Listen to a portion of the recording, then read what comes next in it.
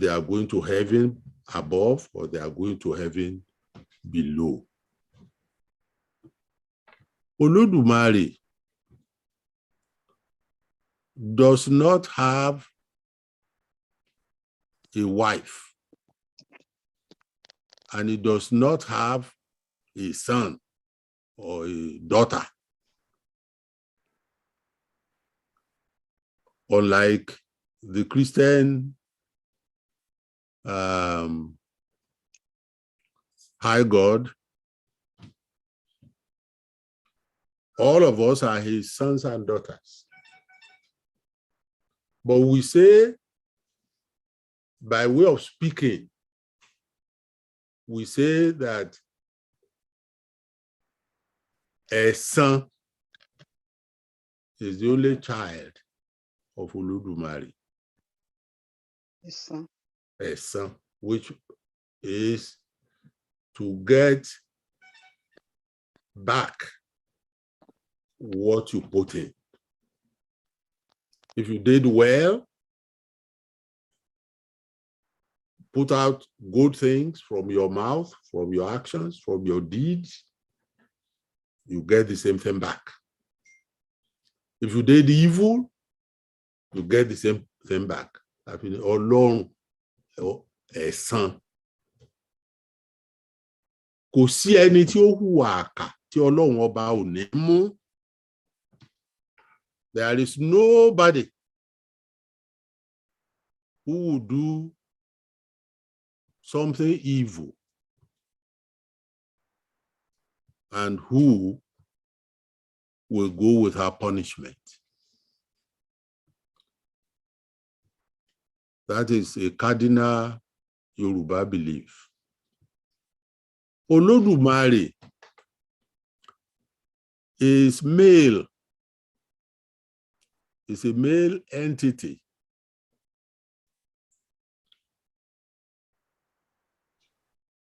And even though he's male,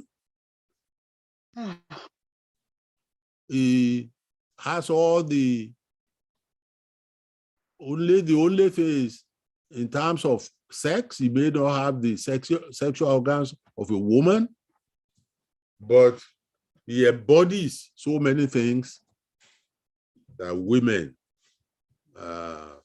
do or believe. Oludumare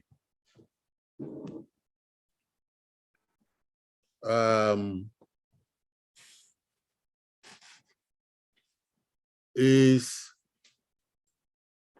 a celestial power, but as I told you, it's also a power of this earth, inside the crust of the earth. And he has given us certain moral tenets to follow. All these are in Ifa. Ifa is one of the divinities to whom Oludumare has endowed limitless wisdom. If I tell you about what Ifa is, you may not even believe. There are 256 books in the literature of Ifa. 256. And each book has 800 stories.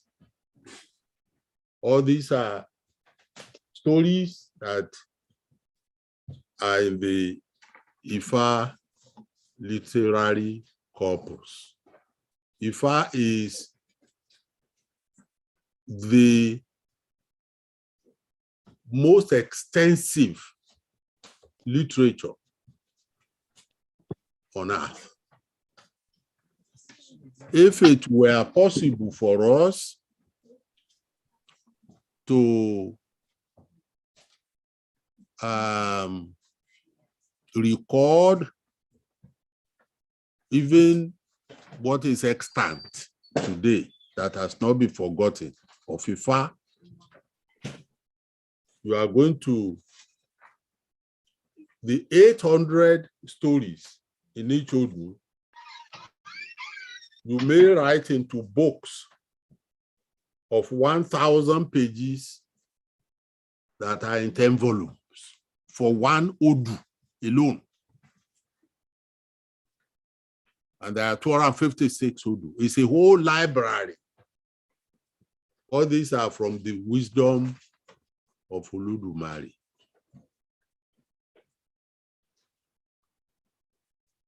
It bothers me, it has bothered me since childhood till now, that the Yoruba people have not thought it fit to enshrine, put Ifa on a pedestal and establish a huge institution which people from all over the world will attend. The literature of Ifa talks about everything. We are talking about any type of tree, it's in Ifa. We are talking about any insect, it's in Ifa. We are talking about a bird. Talk anything that the Yoruba have come across. Now, this lecture is on Oludumare. We do not give sacrifice to Oludumare. Sacrifice is given to the Orisha.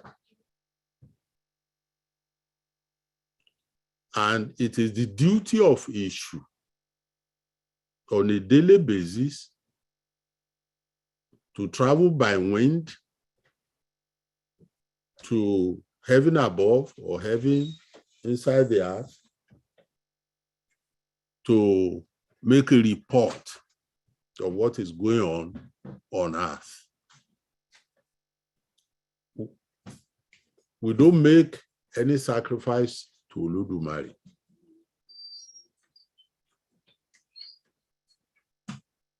It is enough for us to worship all the Orishas. And through our worship of the Orishas, Oludumare would know whether we are worshiping him or not. We don't have any direct worship of Oludumare. I don't know if you have noticed that the Yoruba Christian Church seems to have done what we didn't do originally. They now have, the Yoruba Christian Church is like the temple of Oludumare. Every day they talk about Oludumare. So sometimes in one of my writings, I said, is this a revenge of Oludumare? Because the indigenous Yoruba people didn't construct a temple for him. They didn't have a literature for him. They didn't have a dress for him. They didn't have big sacrifices to him. So maybe he didn't like that. And then he now make it possible for some part of the population of Yoruba land now to begin to have a cult of Oludumare. Don't let me use the word cult. To have a congregation who worships Oludumare. Oludumare, however, still functions in Ifa. We know everything that we know about any Orisha in Ifa. We also know about Oludumare in Ifa. Ifa tells us everything we need to know about him.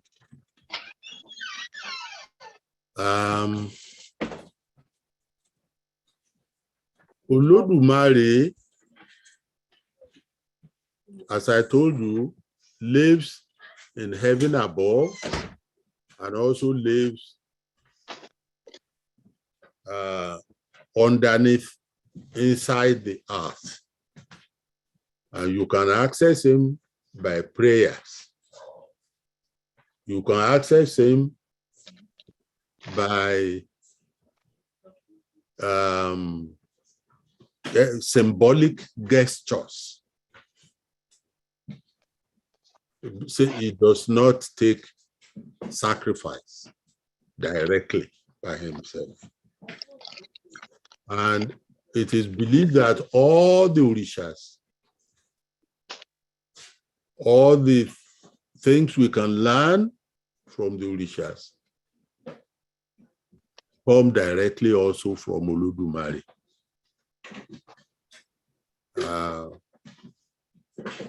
There is no orisha that can claim to be more important or to be equal. Tó bá jẹ́ pé kò ọgbọ́n tí ń bẹnu bàbá wọ ọgbọ́n ọmọdé nígbà tó. Ẹ gbé ọ̀rọ̀ yín lọ síbòmí ẹ̀jọ̀ nítorí Ọlọ́run. Tàbí kẹ́ ẹ mute ara yín. Ẹ ṣé o. Thank you. 1 second.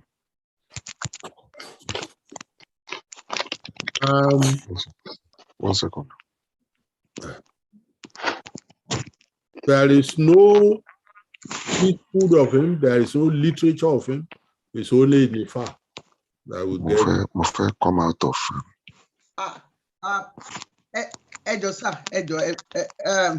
I'm going to mute everybody. When you want to speak to us, you cannot mute. We do this all the time, but people still make that mistake to talk when they're not supposed to be talking without muting. Daddy Moti, I did mute. Please, can you unmute? Can you unmute, Sababa?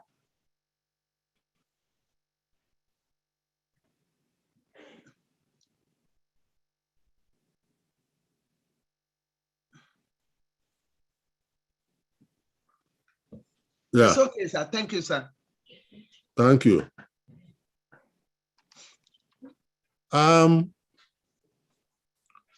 Everything that Ifa talks about, we believe, comes directly from Oludumare. All the powers of this earth come directly from Oludumare. And Ifa himself goes to heaven from time to time. You know, I published a story of Ifa in a book which was commissioned by UNESCO.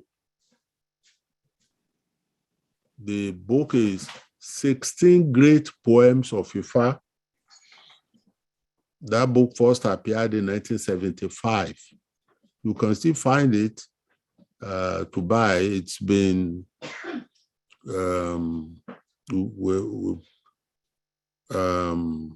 you have a second edition of it.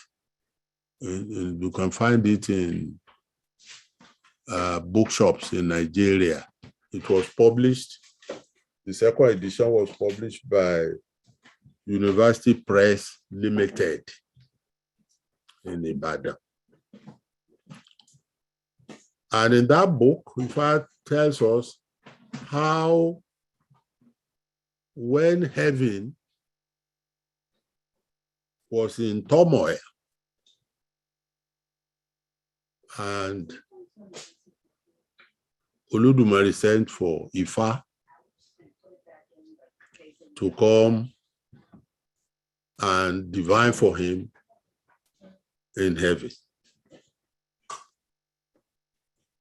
Ifa by that time had his first wife had 3 children.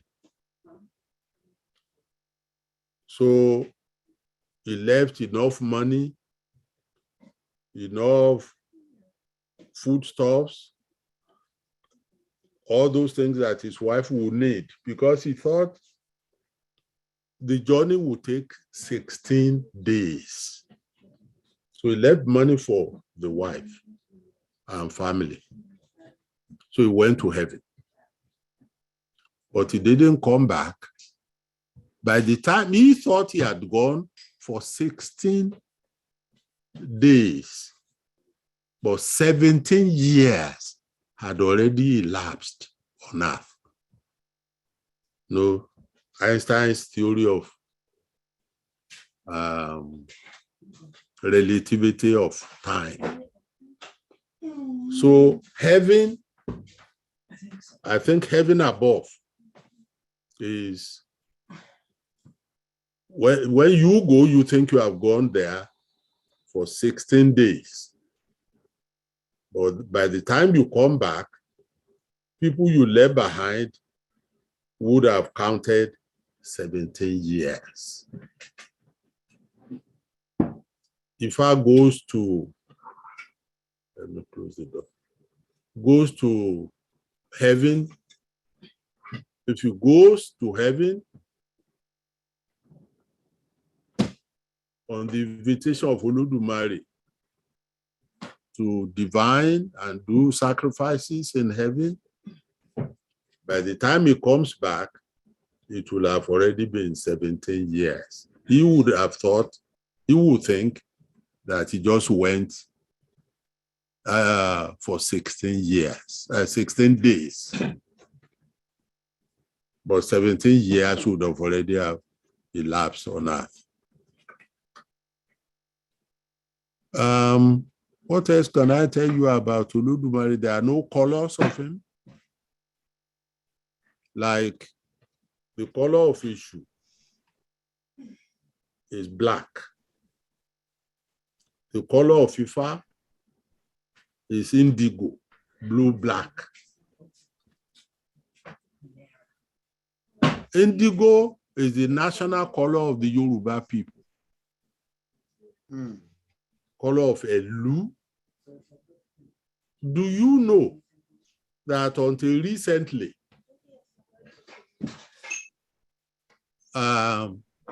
when I say recently, until the early 60s,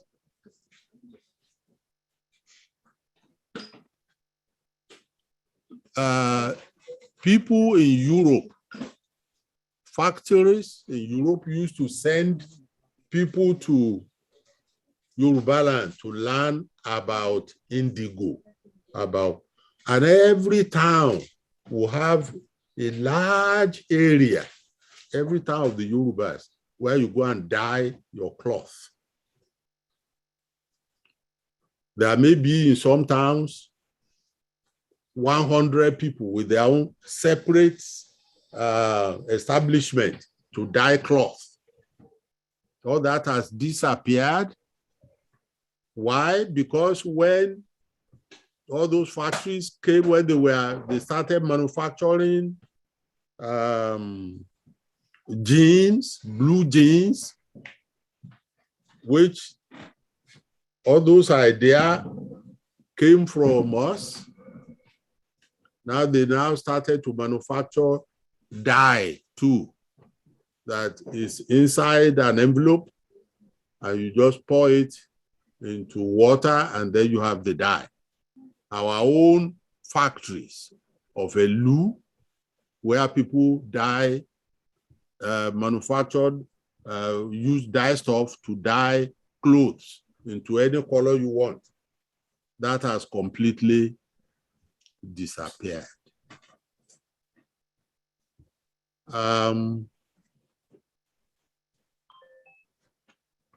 Probably the best thing would be if people want to ask questions, because I don't want to repeat what I've said before.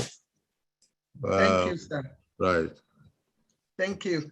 For those of you who are just joining us, we have the honor today to be hosting our Baba, the Awishi Agbaye Baba, Professor Wande Abimbola, who is talking to us about Oludumare, Olorun, the high God in Yoruba belief. I see that people already raise up hands all over the place, but I have a question that I'm going to throw in as Baba, is how did they? I know, did the same God that creates us? Is it the same God that creates the Orisha that work for God, like you said? A very good question.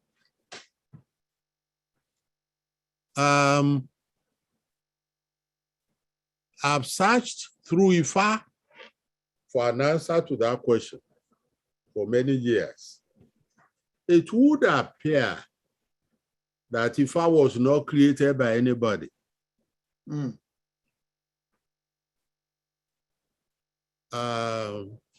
Probably Obatala also. But I'm concrete about the statement that Ifa was not created by anyone. He coexisted with Oludumare. So all the other Orishas were probably created by Oludumare. And do you know that we humans are created by the Orisha? Everything I'm telling you is from Ifa. There is no truth of any religion except what is embodied in its holy book. If you have a Christian evangelist and you say, what is so and so? You will say, oh, wait a minute. We'll go and say, yes, book, such and such a book in the Bible, verse so and so. That's the same thing for us. It's a belief system.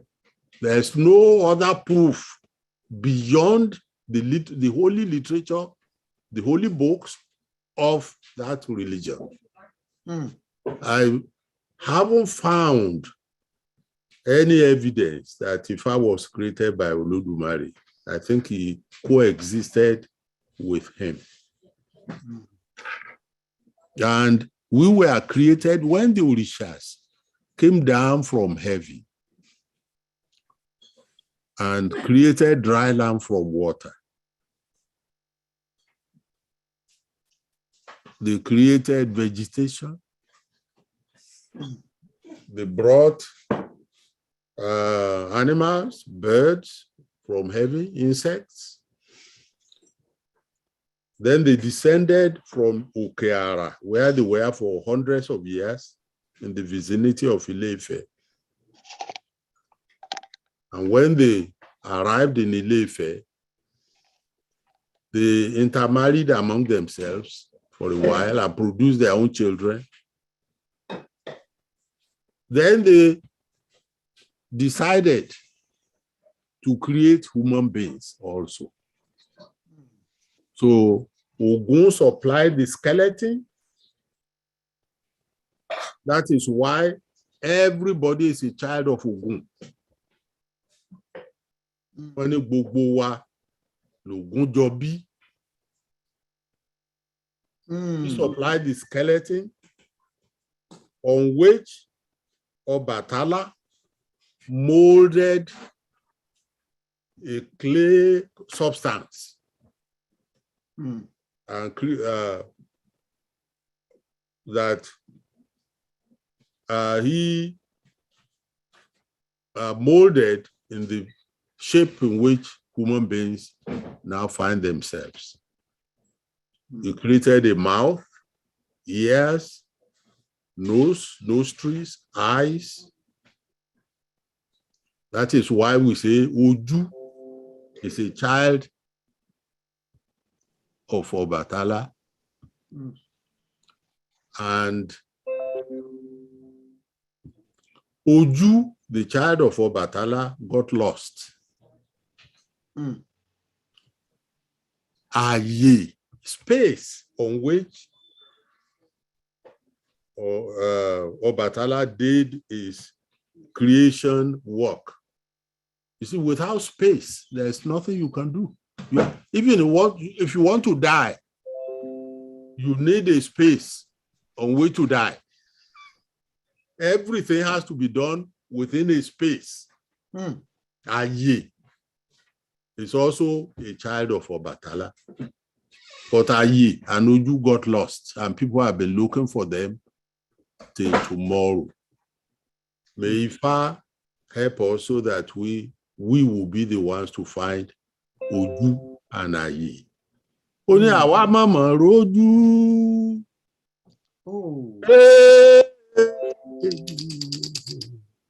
Mama raye o. Awa mama roju ọmọ òòṣà tó nù o. Uju and Aye are children of Obatala. Obatala did his clay work with water supplied by Osun. All I'm telling you is from afar.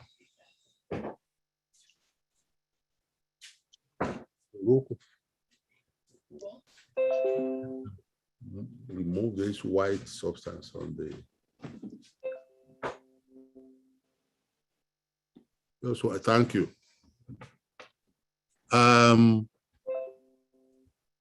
So the four entities involved in the creation of humans, according to Ifa, are Ogun, who manufactured the skeleton, Obatala, who used clay substance from heaven to mold human beings in the form in which we are.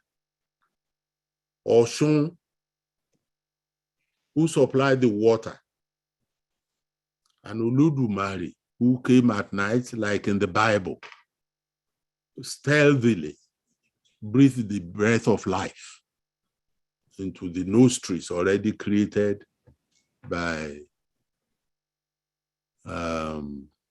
Obatala, and then we became human. Those are the four entities.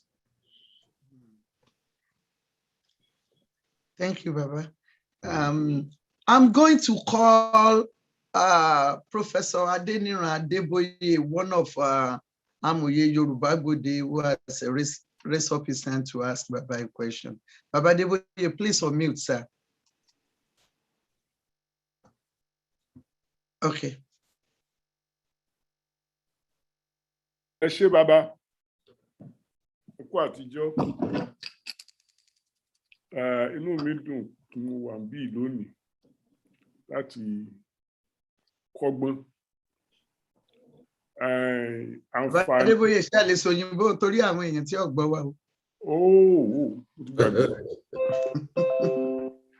I am so happy to be here to learn more about the fundamentals of Yoruba belief.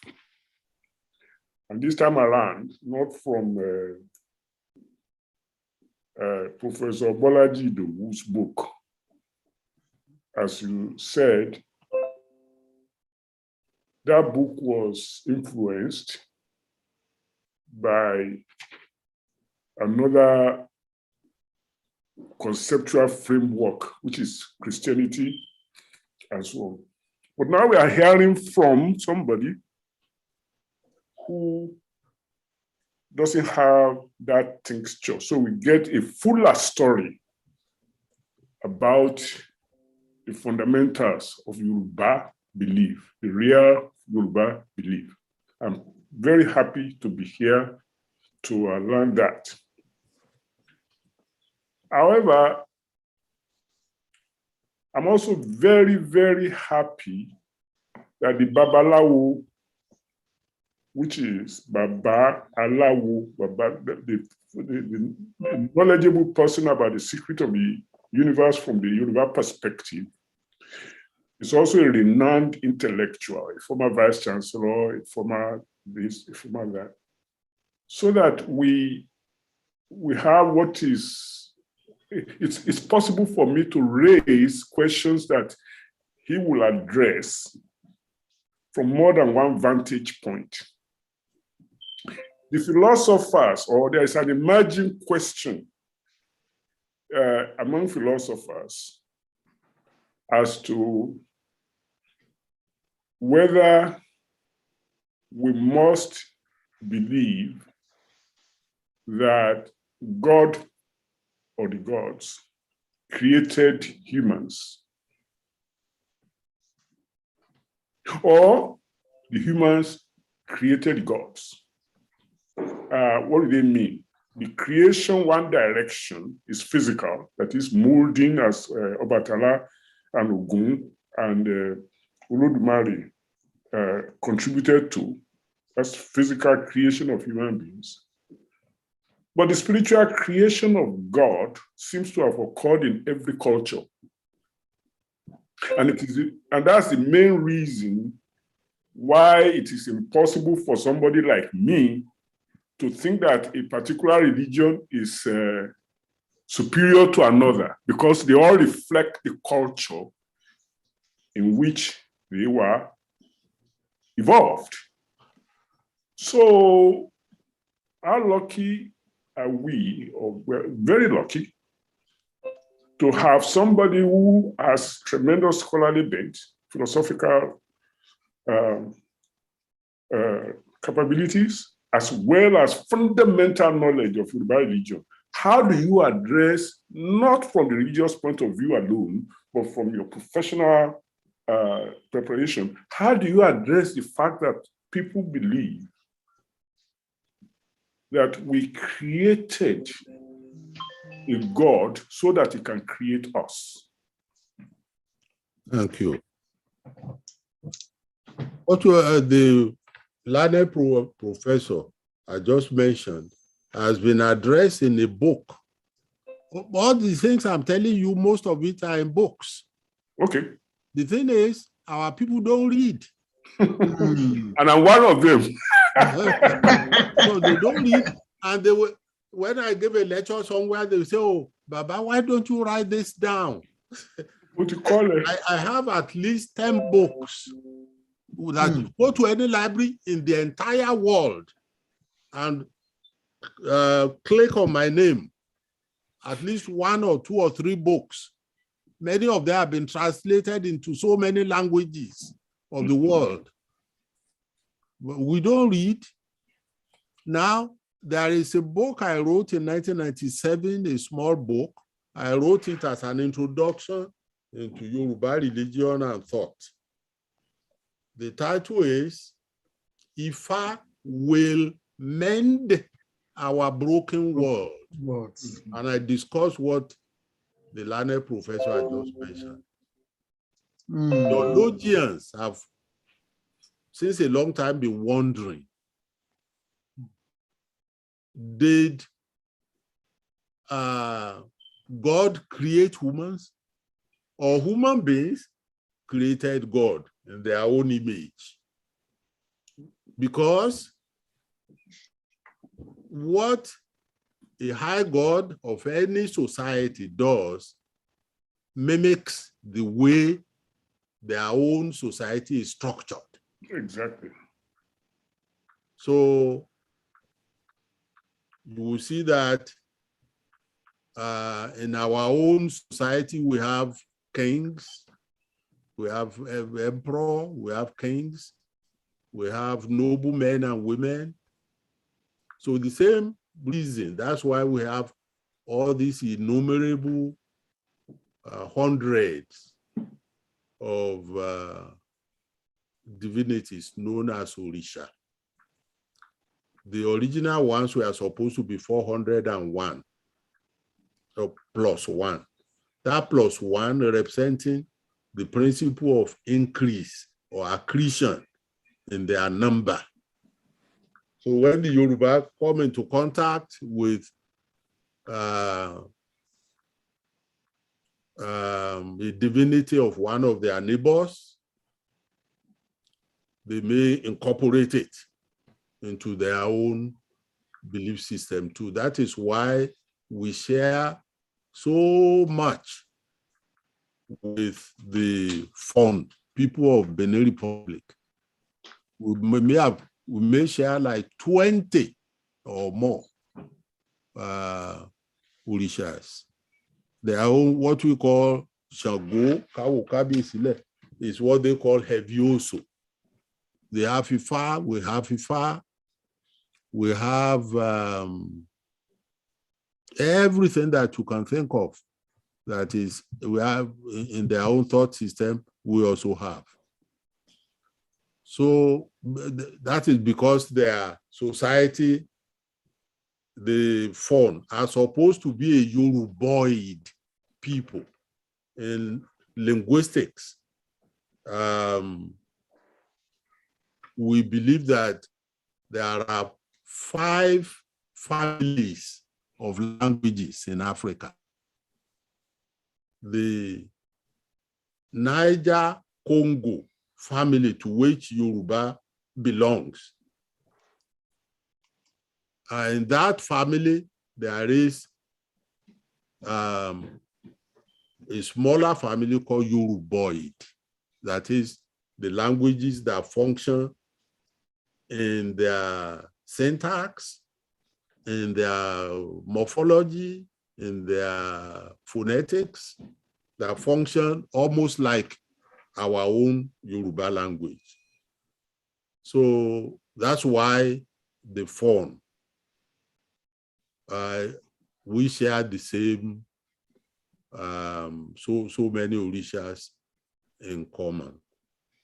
And when you look at our society, the same thing that we have kings, we have noble men and women, and so on. Same thing that's how we have the high god, we have the orishas, and so on. Yeah, you are quite right, Professor. The belief system of a people mirrors their society. Can I add one more question? Yes, please. Yes. No, I have to speak English. Thank you very much, sir. Just one more question, and that is really mundane. Okay. What is mundane about it is that the world that I was born into, and maybe even the one that we were born into, in Yoruba country, was already a conquered world, in the sense that foreigners had come, whether from Arabia or from Europe.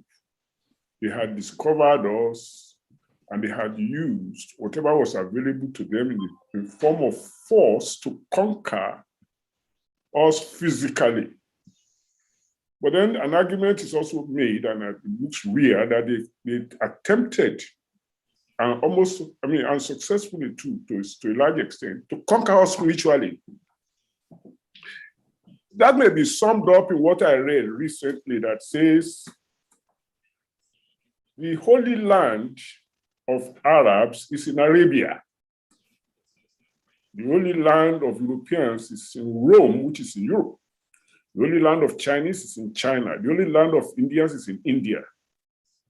The only land of Koreans is in Korea. The only land of the African is not in Africa. For the Christians and Muslims, not for me. Not for the people who worship the Orisha, the divinities of our ancestors. Ile-Ife is our own holy land. Oh, yeah. But yes, sir. I think the plurality that people are looking for is that, whereas at this point in time, we have some people outside of Africa that worship according to Yoruba system of belief.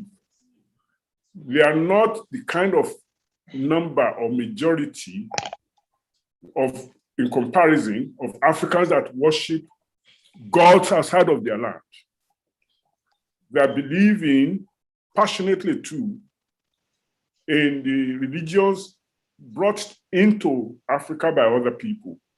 For instance, there may well be more churches and mosques in any one town in Yoruba country than there are temples to the Orishas. So there is this inbred or this inferiority complex that seems to be holding us back so that we are not able to emerge on the world stage as equal partners to the rest of humanity. Thank you, Professor. And I think that is what I hope, well, once you address that question, which I know you will, you might also be able to recommend to us what our steps should be if we must emerge, unless we are going to remain a dominated inferior race for the rest of time. Thank you. There is nothing wrong in sharing your belief system, but when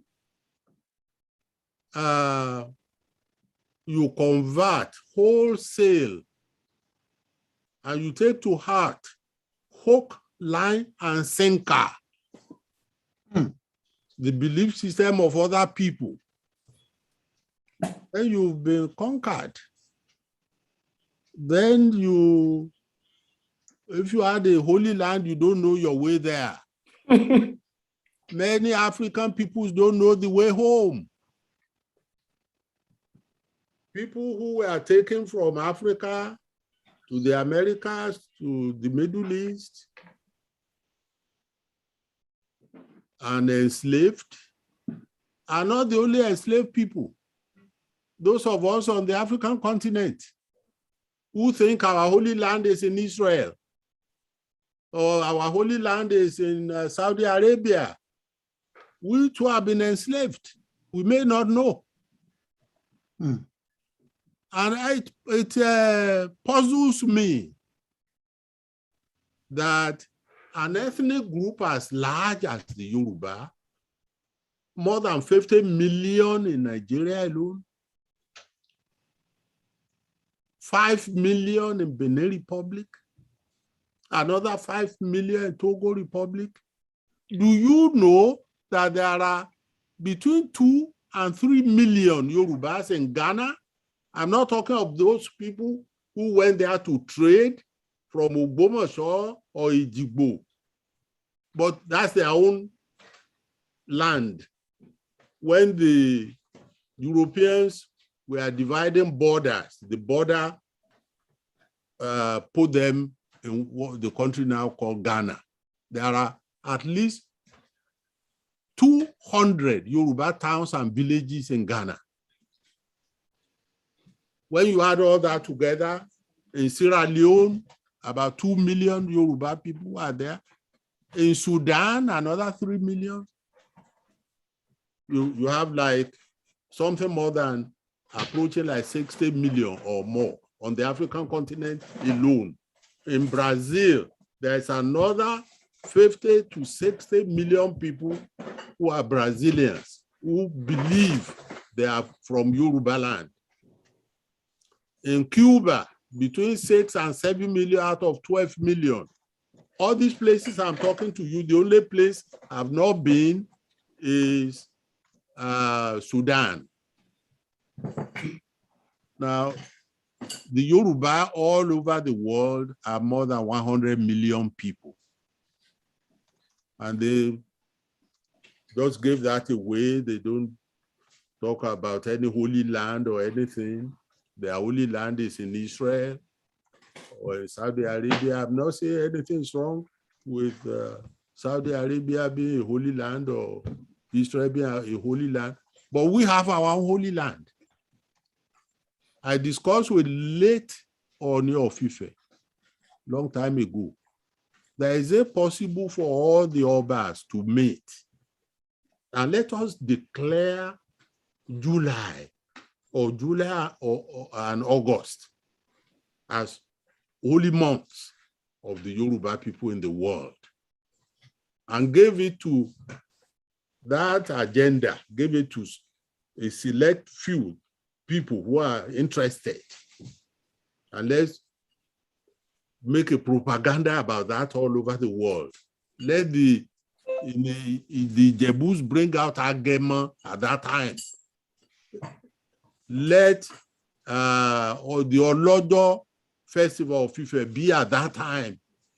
Let it be at that time. Every year, people will come to Yoruba land in those 2 months to spend more than $10 billion. That's what we should, when we are asking for our own homeland, and I salute the people who are doing so. If we don't take that along with us, even if we become independence, it wouldn't be a real independence. We need to know who we are.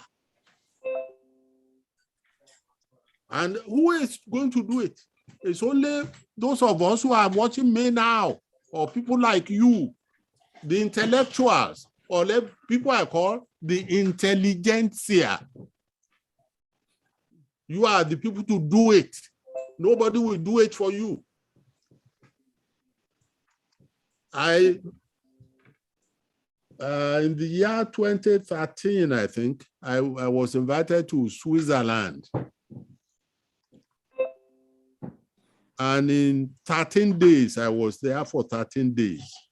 I received a delegation from 17 countries of Europe who came to salute me. 17 countries.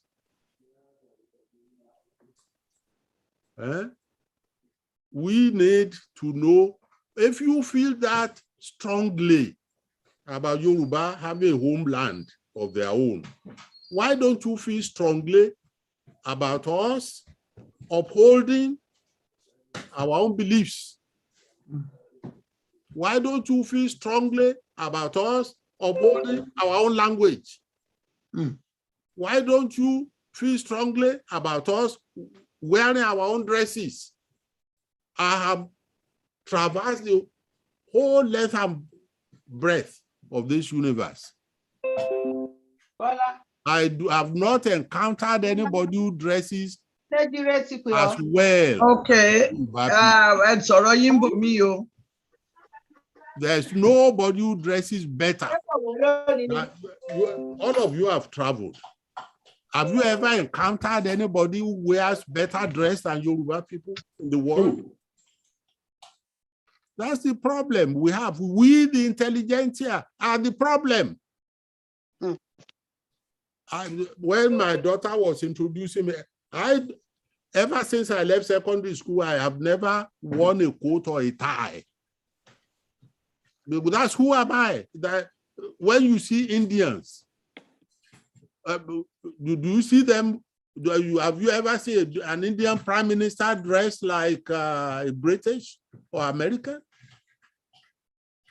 Have you ever seen an Indian woman who doesn't wear their own dress? So why are we asking for a homeland if we do not want to espouse our own culture? What's the benefit of having a homeland?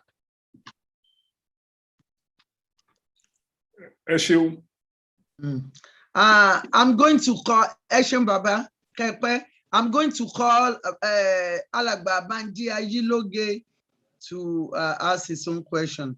Sir Baba Banji. Sure, Wande. Definitely, Alagba Wande.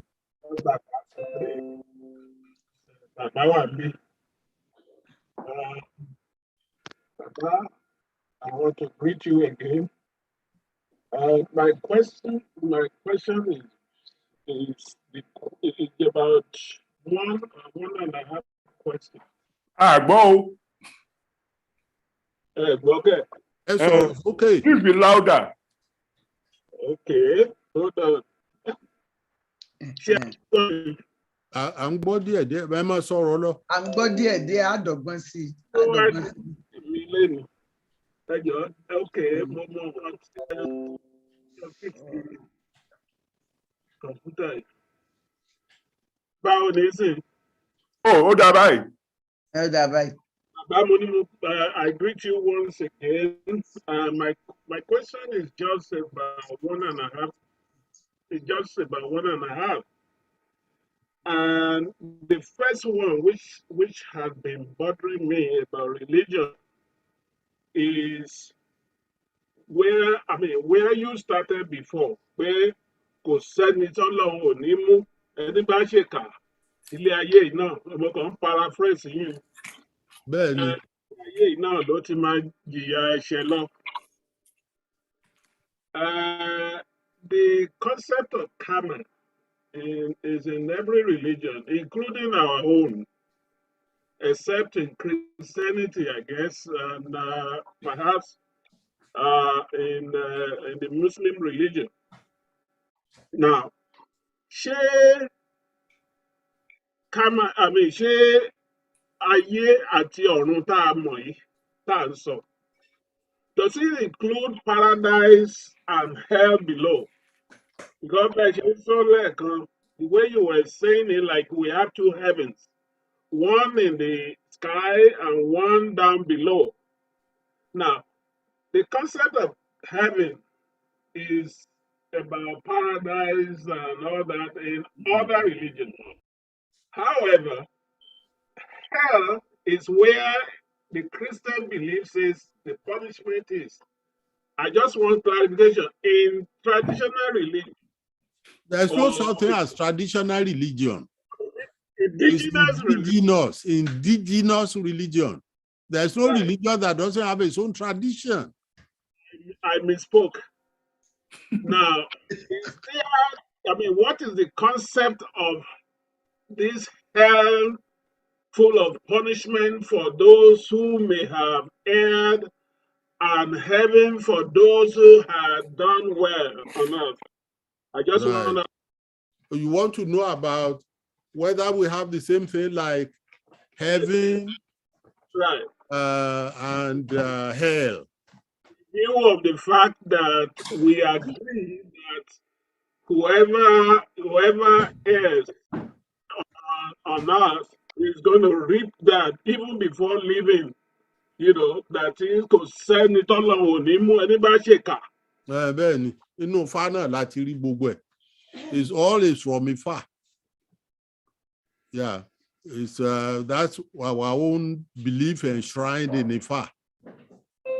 That if you,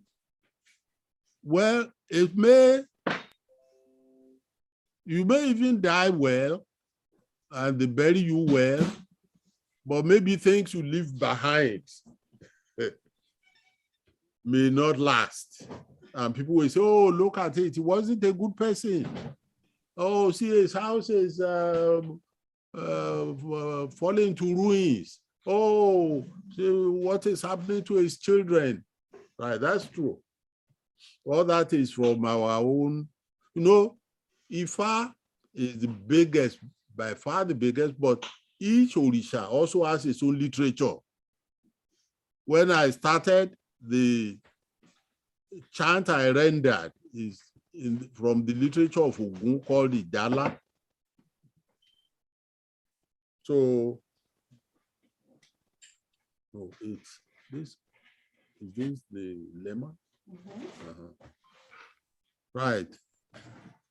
So that I don't know if I answered your question. Yeah, it's. Well, yeah. At least, yes, I can say yes. The half question is not even a question; it's an observation. When I started the journey into indigenous religion years ago, that was the time I came across the book you just mentioned, If I Would Mend Our Broken World. I had that, and I had that of Professor Mobolaji, the prelate of Methodist Church of Nigeria at that time. Yes. And even Vasco, a European author. However, this goes to what the challenge you threw at us, that how can we have a homeland without having the religion and all that? The concept of homeland that we are asking for is to redraw or bring back Yoruba civilization. Not so, we know that even before the Europeans came, Yorubas were actually at the what I would call the peak of our civilization. We had all these things established, government, religion, and everything, and they threw it apart. And those of us who are in the forefront of asking for a homeland, we are not just saying political. Politically, we will be able to determine our destiny. We will be able to talk about Yoruba progress. We are not saying that it's only politics that we are saying now. The other aspect is the challenge that you threw earlier on. Thank you. That we could have had a center devoted to Yoruba religion. And I don't think there is any other person that is much more qualified to head that kind of institution. Not, I mean, than you in the whole of Yoruba land. You have the clout, you have the experience, you have the qualification. All you need to do is just, like you're doing now, point us to the right direction. And we will endeavor to make it happen. That's all I want to say. Thank you.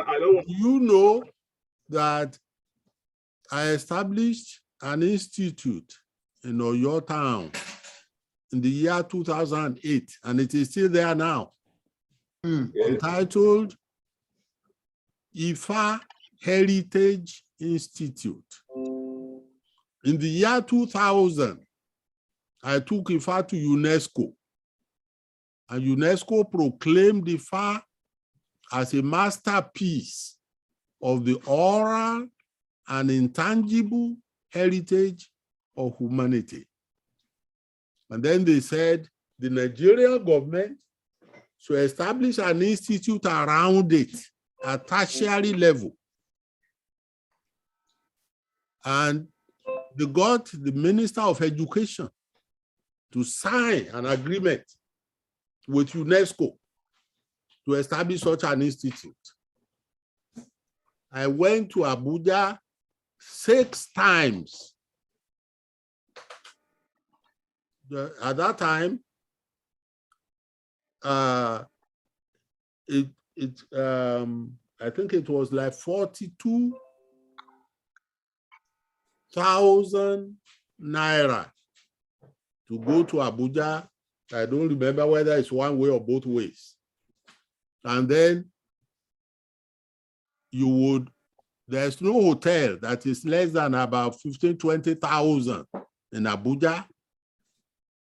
Some of those times I went with members of our board, who maybe 6 or 7 in number. I paid for all that 6 times.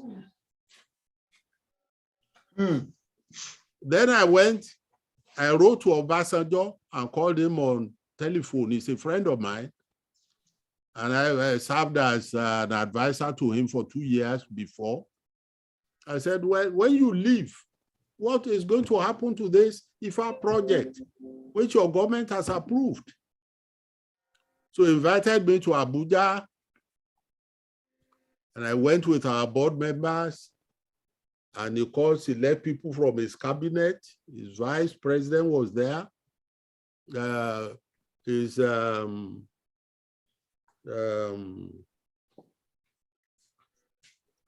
Everybody was there. And he had asked me to write a brief, like a summary of what I wanted. And then in front of all these dignitaries, I presented what I wanted, and he said, all right. Now, the Minister of Culture and Tourism, who was Fani Kayode. Let me find, okay. Yes. FFK. What do you have to say to that? Our own son, Fani Kayode, said, oh, what is Baba bringing? Ifa. What do you call Ifa? Something that has been forgotten?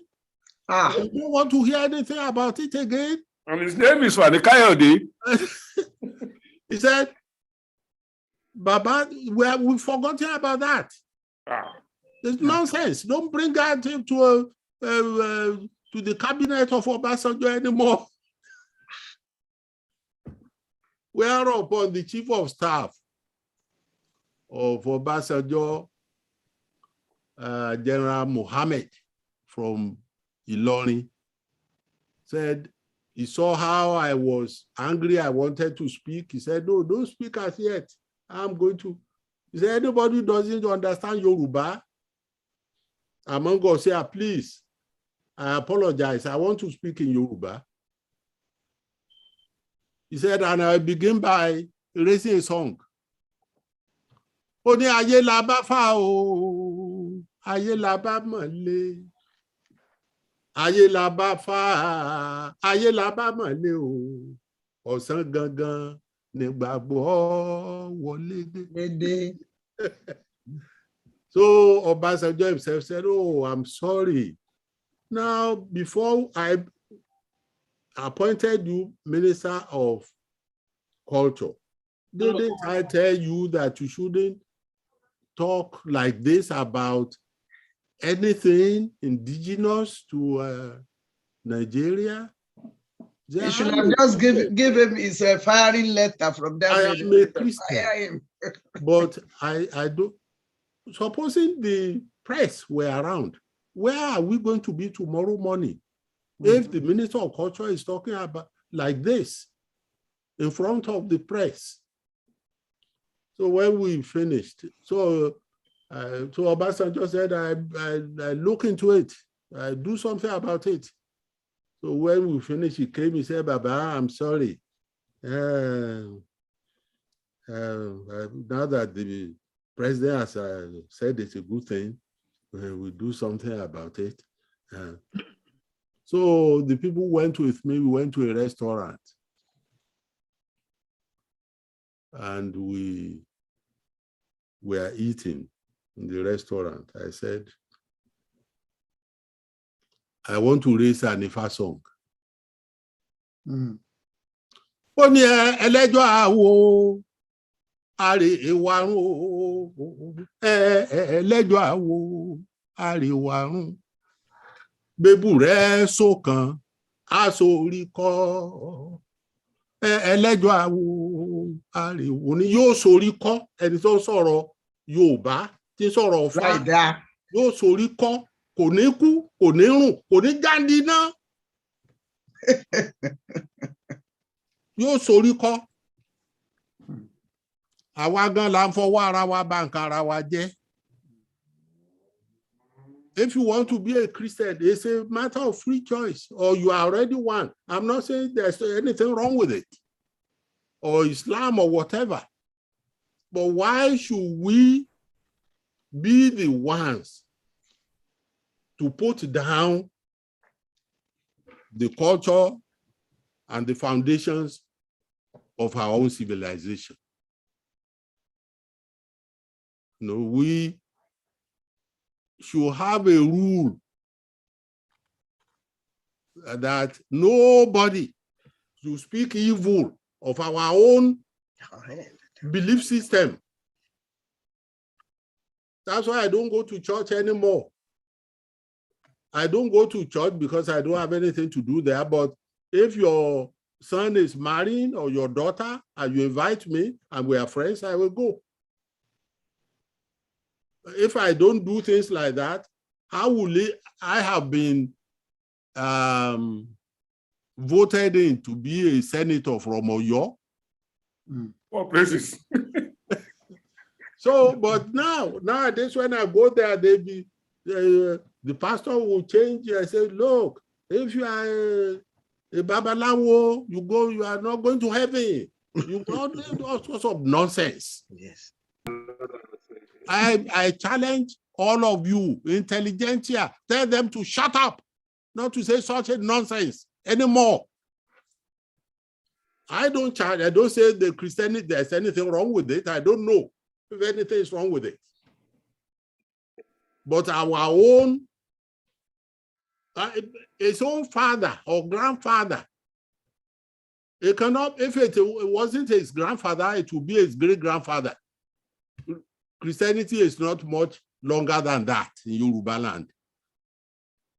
So the religion that his grandfather or great-grandfather practiced, his great-grandfather is in hell right now because he's a babalawo.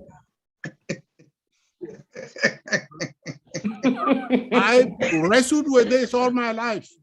When I was vice chancellor for 7 years, nothing happened in my own time. Baba, can I follow up with just one little thought? I met him during my driver, and I had to, establish a little church because people were going to churches and not coming. I would like to ask my question for God's sake. Okay. Oludumare, you haven't come. I wanted to talk. I have a question for Baba, a short question. Okay. Is it Alagba Dipo Akinshiku? Yes. Okay. I'm Yoruba. I'm also here. Baba, that was supposed to be the line of my question to you, that what can we do again to begin to tackle who are apt to stigmatize the indigenous religion?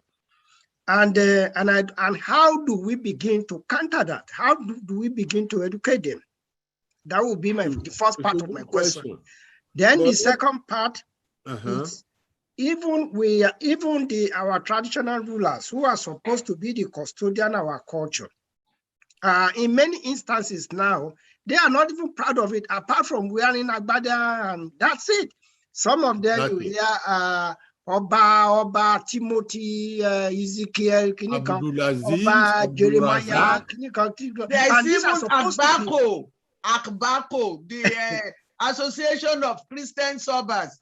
A lot of people call them Akbako, they don't call them Akbako. Yeah, and these are supposed to be the custodian of the culture. How do we educate these people? And I have also noticed a trend now that even the younger ones are lost. They are the ones giving the Priscilla to their own children. So that is why I said, problem. What is the need to ask for a homeland if that is the direction which we want to go? Let me complete for your information before I answer your question. What happened at that meeting in Surok? So I know Basso don't follow through. He put down $1 million, either 1 million or $1.1 million to establish a tertiary institution on Ifa in Oyo town. And there were other, I don't know whether 5 or 7 other things like that to share the $1.1 million. I went to Abuja for years. Nobody has released the 1.1 million till today. That's why I established that school by myself. Then I went to UNESCO. I went to UNESCO in Paris. Now the Nigerian government is not forthcoming with anything. Can I do something? They said, yes. We don't have money as UNESCO to give you, but you can use our name to establish the school. The school is there since 2008. Every month, I send money in, $1,000, more than that, for the payment of staff, for everything that we do there. Since 2008, we have graduated more than 300 people. We have 5 faculties. Faculty of Yoruba, of languages, where we teach Yoruba, we teach English, and we used to teach Spanish, but that we couldn't find the teachers easily. So we teach that only when I go home with my wife who speaks excellent Spanish. We have Faculty of FIFA Studies, where we teach every student must know 2 stories of FIFA in 256 places, making a total of 512 stories that he has to learn by heart and be able to regurgitate in front of us and tell us what it means. We have a school of Yoruba medicine. We have a school of Yoruba dance. We teach them dondon dance, bata dance, and agogo, which Babalawos dance to. And then we have a school of Yoruba art. The school is still there. If you go to Oyo, anytime, it's on the Ilora Road, go and find it there. I built 2 huge buildings. Each one at that time costing me, the first one cost me 12 million, the second one 10 million. All with my own, the only person who has ever helped, because I didn't ask for anybody's help. I say, if I will ask for help, I want to start. If you have a load by the side of the road, the load is heavy, you cannot carry it. Can you just sit and say, put it on my head? You will be the one to stoop down to carry the load.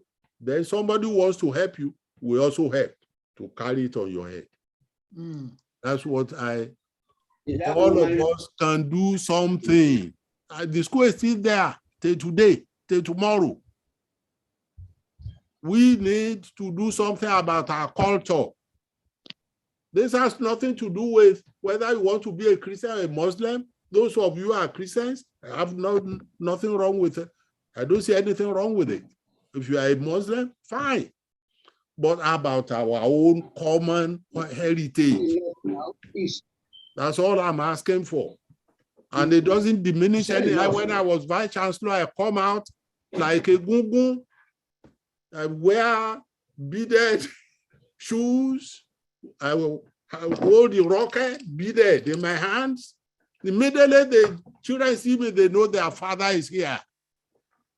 Nobody will teach them before they prostrate. If you are a woman, you kneel down, Baba, oh, Baba, for 7 years. It is in our own culture that our glory lies. That's where our glory lies. If we allow our culture to die, we die with it, whether we have a homeland or not. Alagba. So there was a question that he asked. Okay. And can you remind me of that question right now? About the stigmatization and our traditional rulers who are supposed to be the custodians of our culture, moving away from it, bearing English names, and we need to do something about that too. And it's in their own interest, in the interest of our traditional rulers. To start with, if you want to know the number of traditional rulers in Yoruba land, you have to organize a major census. There may be more than 10,000 today. Every hamlet, every village has a king. Some may have 2 kings. What is that about? There is a student of mine wrote about that. The first student I supervised at the University of Ile-Ife in 1974. She got her PhD in 1977. Her name is Karen Barber. She is a professor at the University of Birmingham. Today in the Institute of African Studies Institute. She liked what's going on in Yoruba land to what they call big man in some islands of Australia. Yoruba land has become a domain of big men. You wield your influence. Oh, you have influence, you can take anybody's wife, you can marry 20 wives, you can have, you even have a jet, or you have 10 cars. We have to find an answer to that. And then you come out and say, I'm a Christian. I don't want to see anybody worship Shango anymore. Come to my house and say that in your town. I will make sure that you don't walk on your two legs. If you come to the front of my house to say that. That's not the way out. That's not the way forward. We have to find a way. A king can be a Muslim, he can be a Christian, he can be a Hindu, he may even be an atheist. But why is he king if he doesn't have a way to do something to enhance our common culture, our common heritage? We need to do something about that. I think that may be something for tomorrow. We don't have enough time to talk about that, but we all know that where we are going with our indigenous, rulers or things or whatever name you call them, is not good. We have come to a stage in which we have innumerable kings. It detracts, it doesn't help the idea of kingship. It takes something away from it. We've had that, but you're harping too much on it. Why can't I have too much? I can have too much. Why can't I? It's something that I feel passionately about. Who are always saying that? Shut up your dirty mouth. Don't talk to me like that. Who is that? You're not supposed to talk unless you don't value the culture of your ancestors. I do. That's and I've done like this all over the world. Okay. That is not what we do here. Whoever is talking, you are not supposed to be talking. That is rude. And if I get hold of that person, I'm going to remove him completely. We are following Yoruba culture. Okay, now, Mr. Adeyinka Olaiya from Brazil, what is your question? Good afternoon, good evening. Thank you very much for the opportunity. I'll thank Baba, Professor Wande Abimbola Babalawu. Once again, I'm able to speak with him on that conference. So we received him here, and yesterday we received even the son here. I'll ask a question that's a bit technical, and I want Baba to find his time and explain better. The other time you were in Brazil, I actually asked you that same question. Today, thank God, thank Oludumare, you have touched it again, but now in a more complex manner. This is about Orisha, Nifa. We are quite conversant with it in Brazil here. We are practically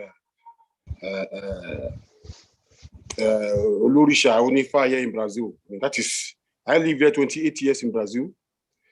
So part of my life here in Brazil, And I was lucky to even be one of the beneficiary of Baba when he was in the university as vice chancellor.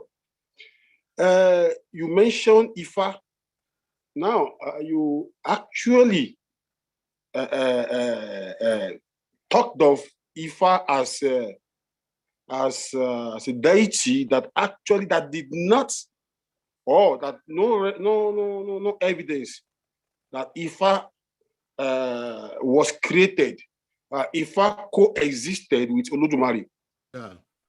And on the other hand, you agreed that Oludumare created Orishas, and possibly Ifa also helped when Orishas were being created. And you also mentioned, okay, where this 17 Irumoles, I think it was Oketache in Ile-Ife, at the creation of the world, where Oshun, Oketache, where the 17 Irumoles arrived from Oludumare to create Ile-Aye. Baba, for several years now, we've had this technical argument in Brazil and in Oyo and even in Ile-Ife.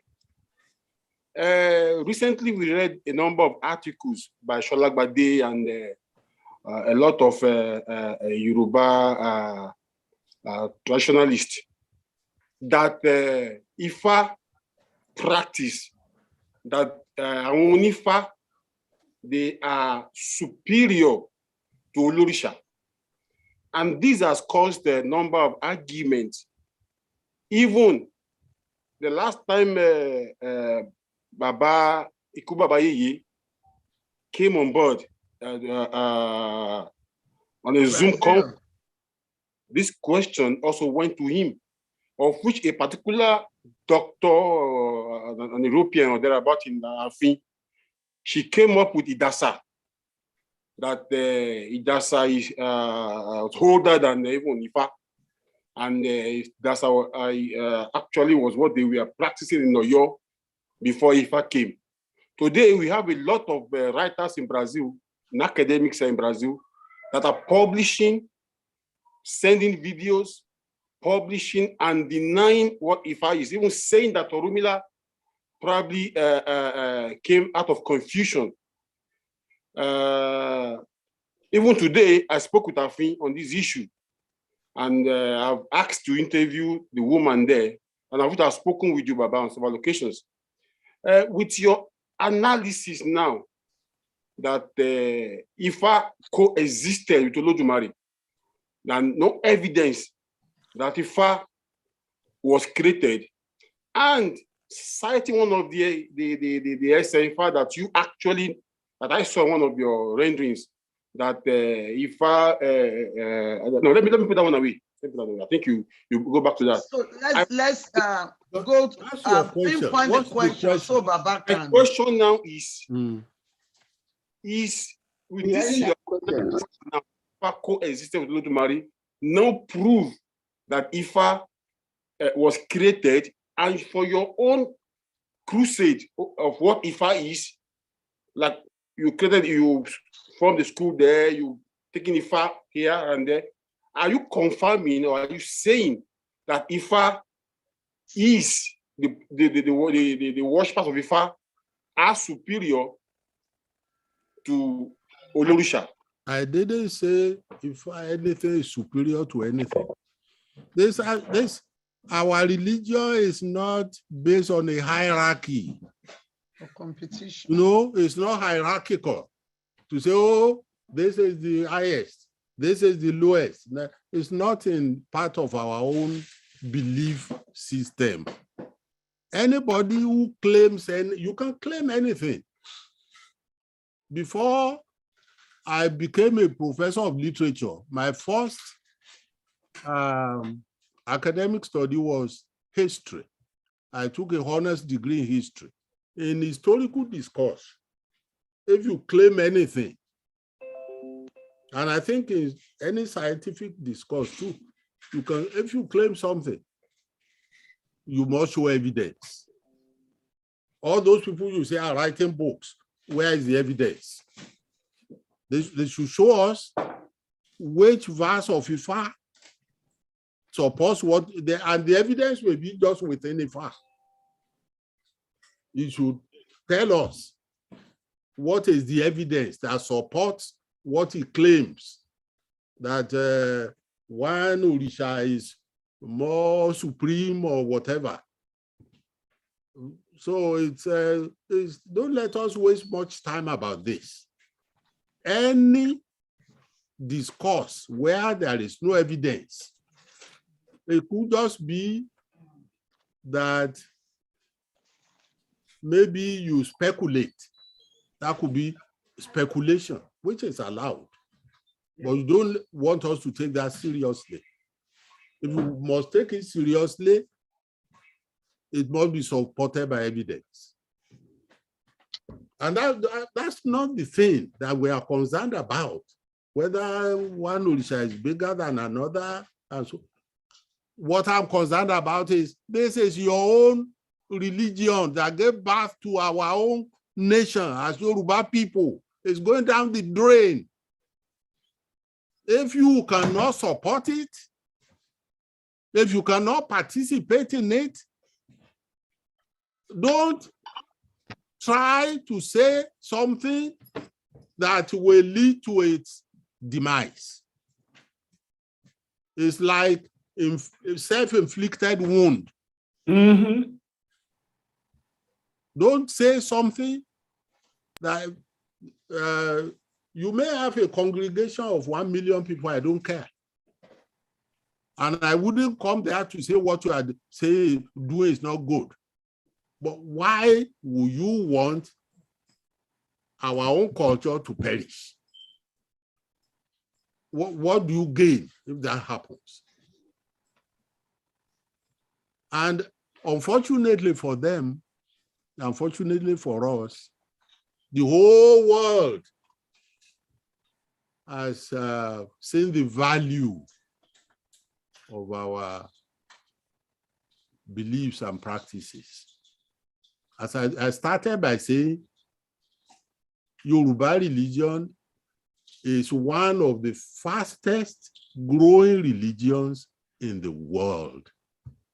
I live most of the time in the United States. Here in the United States, if we were to count the people who are practicing Yoruba religion here, there'll be a good fraction of 1 million. There is no country in the world where they don't practice Yoruba religion. If you go to Muritala Mohammed Airport in Lagos,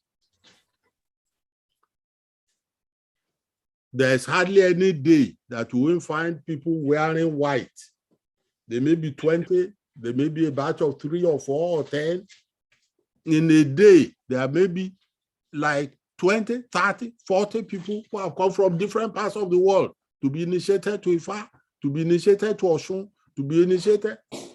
If you like, whether you want or not, if you are a practicing Christian, if your wish is that our religion should perish, it's not going to perish. It's, the whole world has seen value in what we do. Hey, Josa. Yes. Ṣé mo lè dá sí? Bẹ́ẹ̀ni. Ẹja ṣe ṣókí bàbá Adébóyè alérò tó pọ̀ gan ṣùgbọ́n ẹja ṣe. Okay, just to help, I put a little bit of 2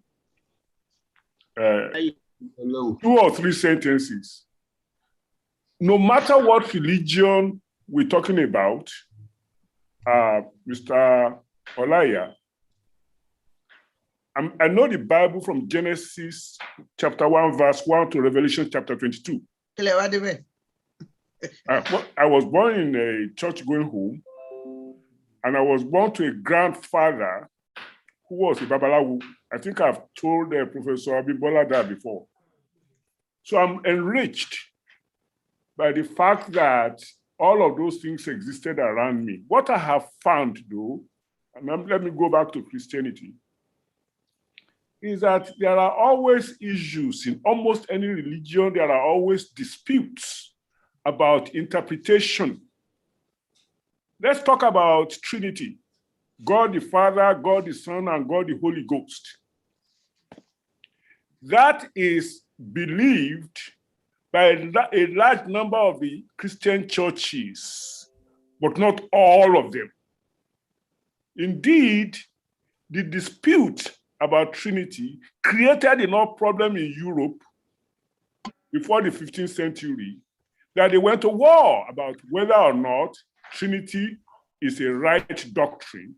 And so if we have challenges in the Yoruba religious situation about whether Idasa or Ifa or this or that one way or another, that's exactly in tradition with almost any religion on the planet, because they are faiths and beliefs and subject to interpretation by their own members about what it is that this means or doesn't mean. We should not worry our head too much about it, because it's not a chemistry situation where you have to prove or disprove. It's certainly not mathematics. It is human beings and their concepts about how they got here, and they are passing that information to the next generation. And so a dispute is not a problem. Right. A resolution of dispute is not a problem. It's a validation of the people who believe in that religion that we have to worry about. Thank you very much. Thank you. Sister Shola, can you permit me to interject? I want to say something. Yes, Bere, go ahead. I wanted to say that, Daddy, 1 million Olorisha in America is an understatement. Because I think I may know 1 million people. I don't know who are Olorisha here in the US. So I know that there may not be a statistics as of yet, but there are at least 5 to 10 million Olorisha, not counting the Santeria people that is very big, and they follow it's also another way of Orisha practice. Yeah.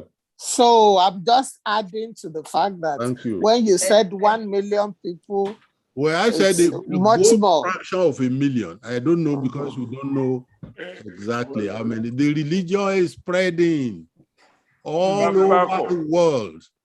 That's what we know. It's spreading. Okay. Ojise Ishedale, I see your hand up there. Ojise Ishedale. Good day, everybody. Borubo Yoruba. I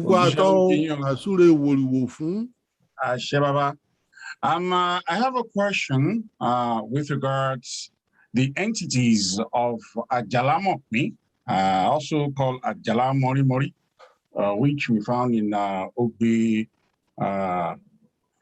in one of the Odu Snifa. And then also I have a question. Baba said yes, Ogbeyonu, yes, sir. I also have a question on Orunmila, the entity of Orunmila. Let's take it quick. We have so many one people. Of the oriki of Orunmila is Eleri. And then from my studies in the past, I was led to believe that Orunmila was a creation of Oludumare. In some instances, he has been alluded to be a second in command, Oludumare. Now, that being said, you mentioned, sir, that Ifa itself was not created, or there's no evidence that it was created. It may have been in existence at the same time. Now, are you able to shed light on the issue of Orunmila, the Eleri, which sometimes we say Orunmila is Ifa is Orunmila. That being said, on the issue of Obatala that you mentioned, the creation, whereby the molding after Shango gives the skeleton, are we able to relate? Shango? I didn't say Shango. Ogun. Sorry, Ogun. I meant to say. Are we able to correlate during the creation of man the role that Ajalamori played in the creation You mentioned that there was mold in Baobatala, but what role did Ajalamapi play in that axis? Thank you, sir. My PhD thesis of 1970 there's a whole chapter on Uri there. You may want to, it's in all major libraries in the world. The title of the PhD thesis is Ifa, an exposition of Ifa literary corpus. We want to read that. It's a whole chapter. It's our own contribution to the idea of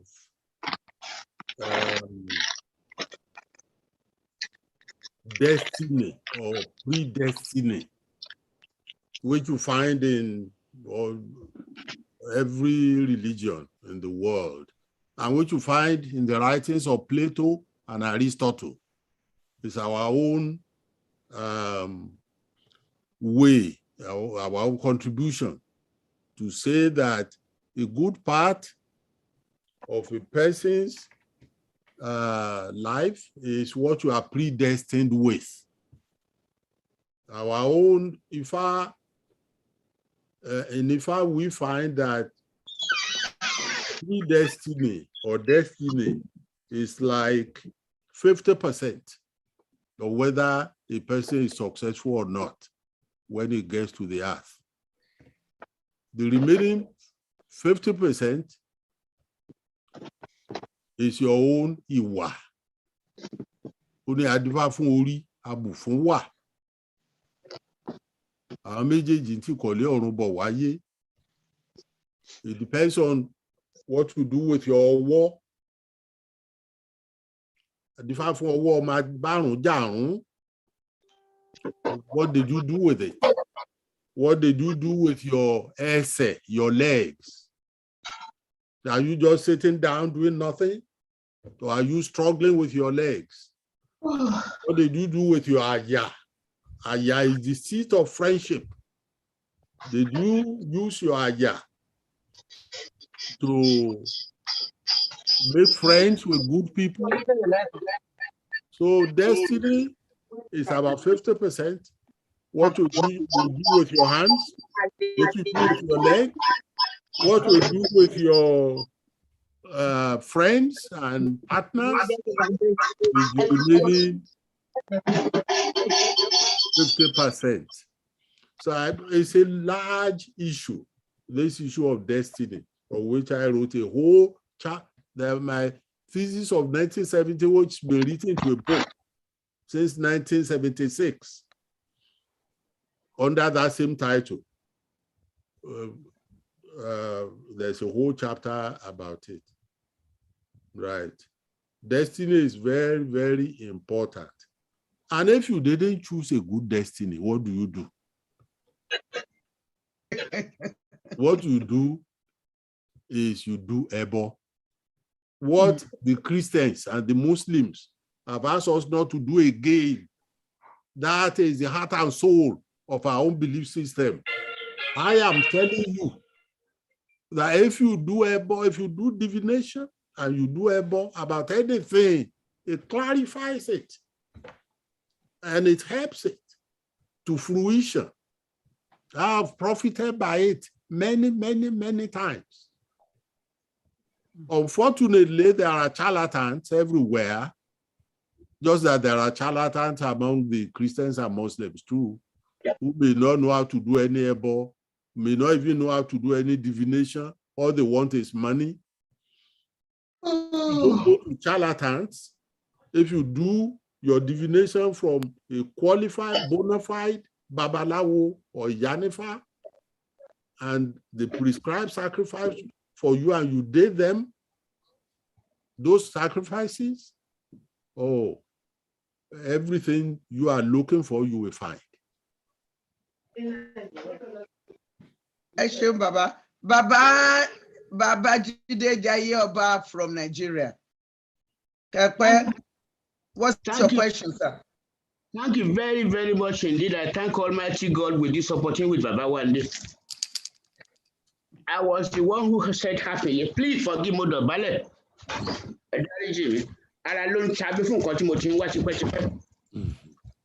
My question arises from my past experience. About 1978 in England, London particularly, I had marital problem. And I saw a clairvoyant who told me things. I went that way.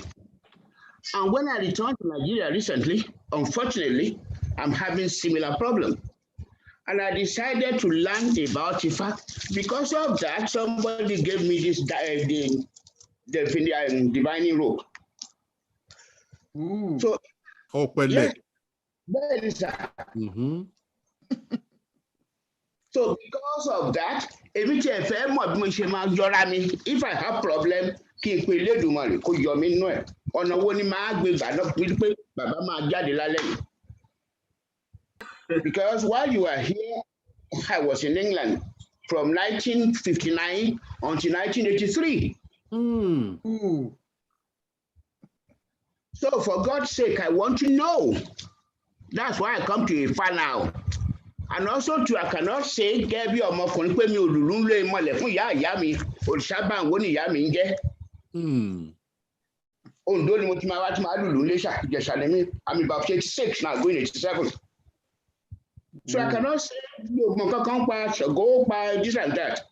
But today Ṣàngó is not my problem. I know it's a kind of religion, a kind of worship. But if I want to find out about what's happening to my life or to my children, so how do I go about it? Without going to charity taking 60,000, 80,000 from me? How can I carry on like that? Right. There are charlatans who are looking for money to pay their rent or do whatever they want to do. If you don't go to a charlatan, if you go to a bona fide Babalawo who knows what he's doing, every divination clarifies whatever is your problem. Surprisingly, I bought a book, I lent it to a professor. It threw it away, I can't find it. In fact, divination by Backins or something. Well, I've got success in that. Okay.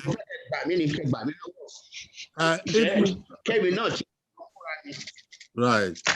If you send me send to the director of this program your telephone. She has my number, sir. So I can introduce you to a bona fide Babalawo who is not going to be charging you thousands of naira or anything like that. Yeah, I established an institute. I didn't charge a penny for, and we graduated more than 300 people. I'm here just to help, just to shed light on our way forward. I'm not here for anybody's money. So we can always help. Right. And I'm not. I will make sure that the communication is open. So, can you please the host your thought or permission for me to be able to contact you on the phone, if possible? Yes, I'm going to make that happen after the program, Baba Jaye. Okay, I will do that, Baba Jaye. I will do that. Okay. Baba Dr. Fola Jogun Oluwajana from UK. Baba is here. What is your question? Please, let's make it brief. Question straight. Thank you, Olotu. Good evening, sir. Professor Wande. I'm pleased to be able to talk to you. I will try and make my question as brief as possible. When I was growing up, when a town or a city or a village has problems, they consult Ifa who have enumerated that Ifa is messenger between human being and Oludumare. Yes. They will confer with Ifa, and they will now tell them the direction. Is it still possible now to bringing it to reality now, to what we are dealing with? Is it still possible? Do we have people who can actually confirm or confer with Ifa and tell us this covert war that the Yoruba nation is facing? That what are which way is it going? Is it something to pursue, or should we just back out? Thank you. Thank you. I will give you the same reply as I gave to the last speaker. If you go to a bona fide Babalawo, you don't tell a Babalawo what your problem is. You speak to his divination instruments, and he will divine and find out your problem and recommend Ebo, where the Christians say we should not do anymore. But that is the heart, that's the power of our religion. And it's not a secret why it's so powerful. When you do Ebo, human beings may be permitted to eat out of the Ebo, or at least the kola nut that we throw when we finish the Ebo, they will eat part of it. You put the Ebo, if you first put it in the forest, rodents will eat out of it, birds will eat out of it, worms will eat out of it. If you put it near a river, fish will eat out of it. If you put it on a crossroad, scavenging dogs, animals will eat out of it. The entire creation of human beings, animals, trees, insects have already eaten out of it. So they will now go to Oludumare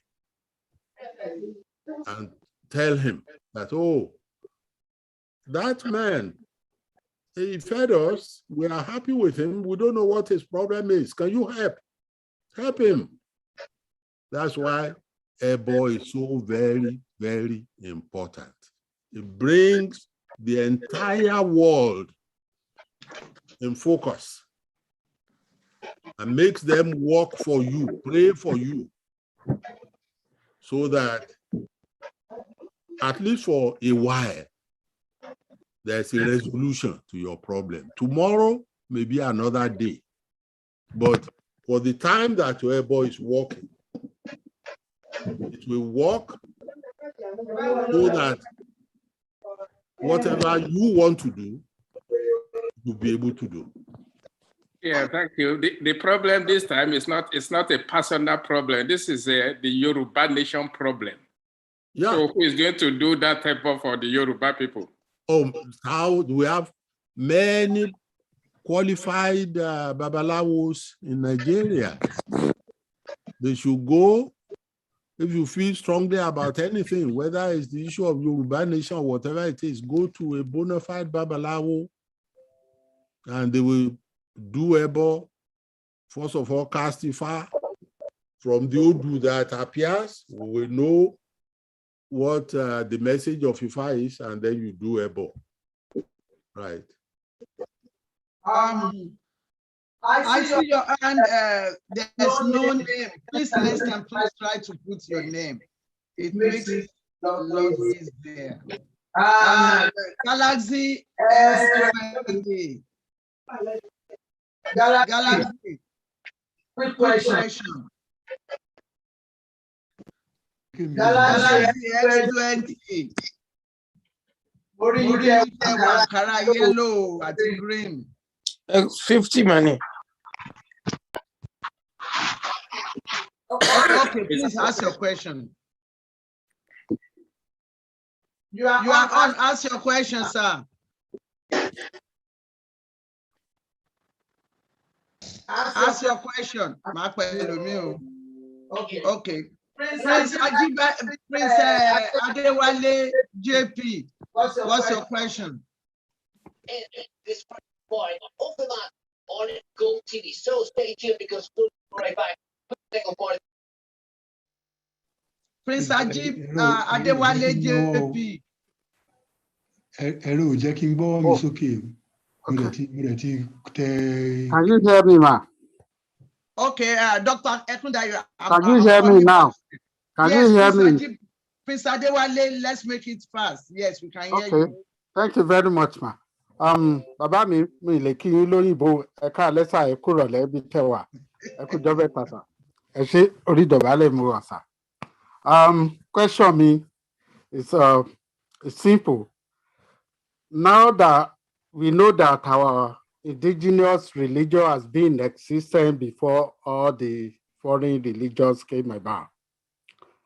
Baba, what was the reason why the foreign religions are able to overwhelm or to overpower our traditional, our indigenous religion?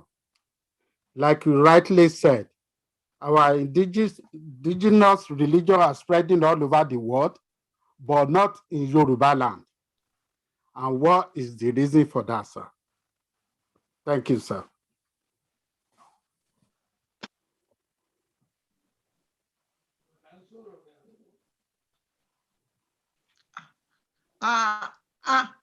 Baba, please unmute, sir. Unmute, sir. I tried to unmute you too.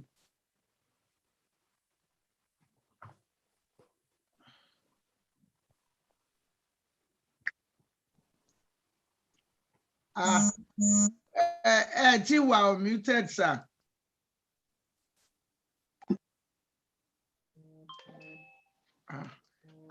You, sir. Okay. Okay. Okay. I unmute, sir. Okay. Put it down, easy. Benny, sir. It's okay now. Ìgbà kan kò lólé ayé gbó. Orí ní ṣe bẹ́ẹ̀ lọ́wọ́. Ìgbà mélòó tó ń bọ̀ yìí.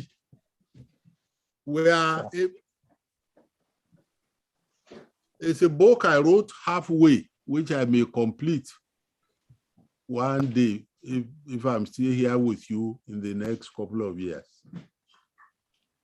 I entitled it, The Age of Ignorance.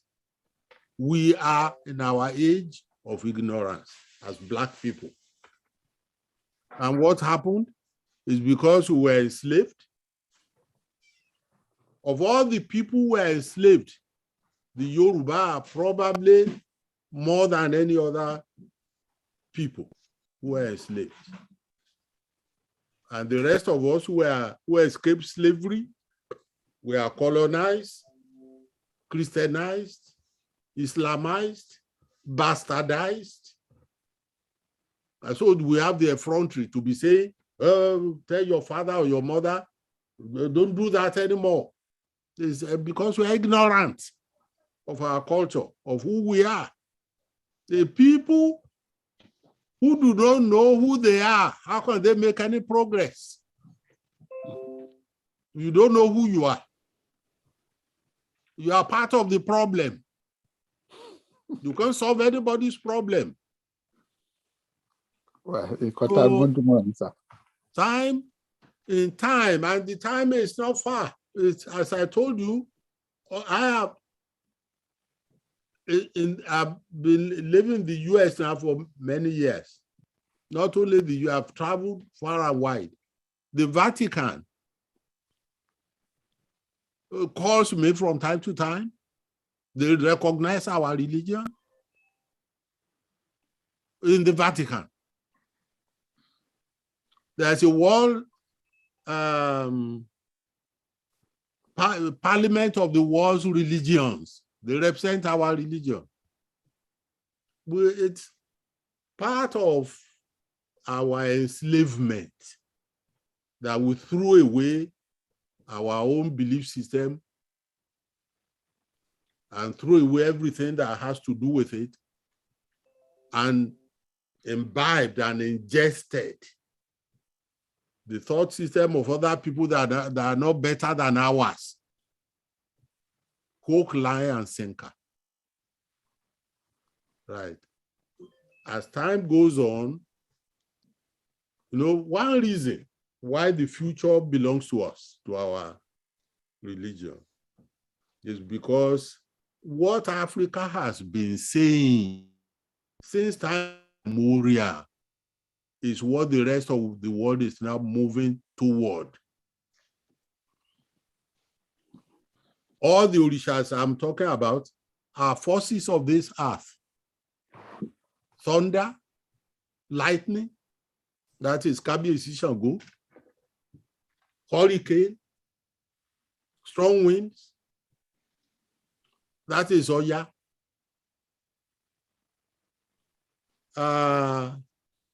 Every Orisha represents a force of this world in which we live.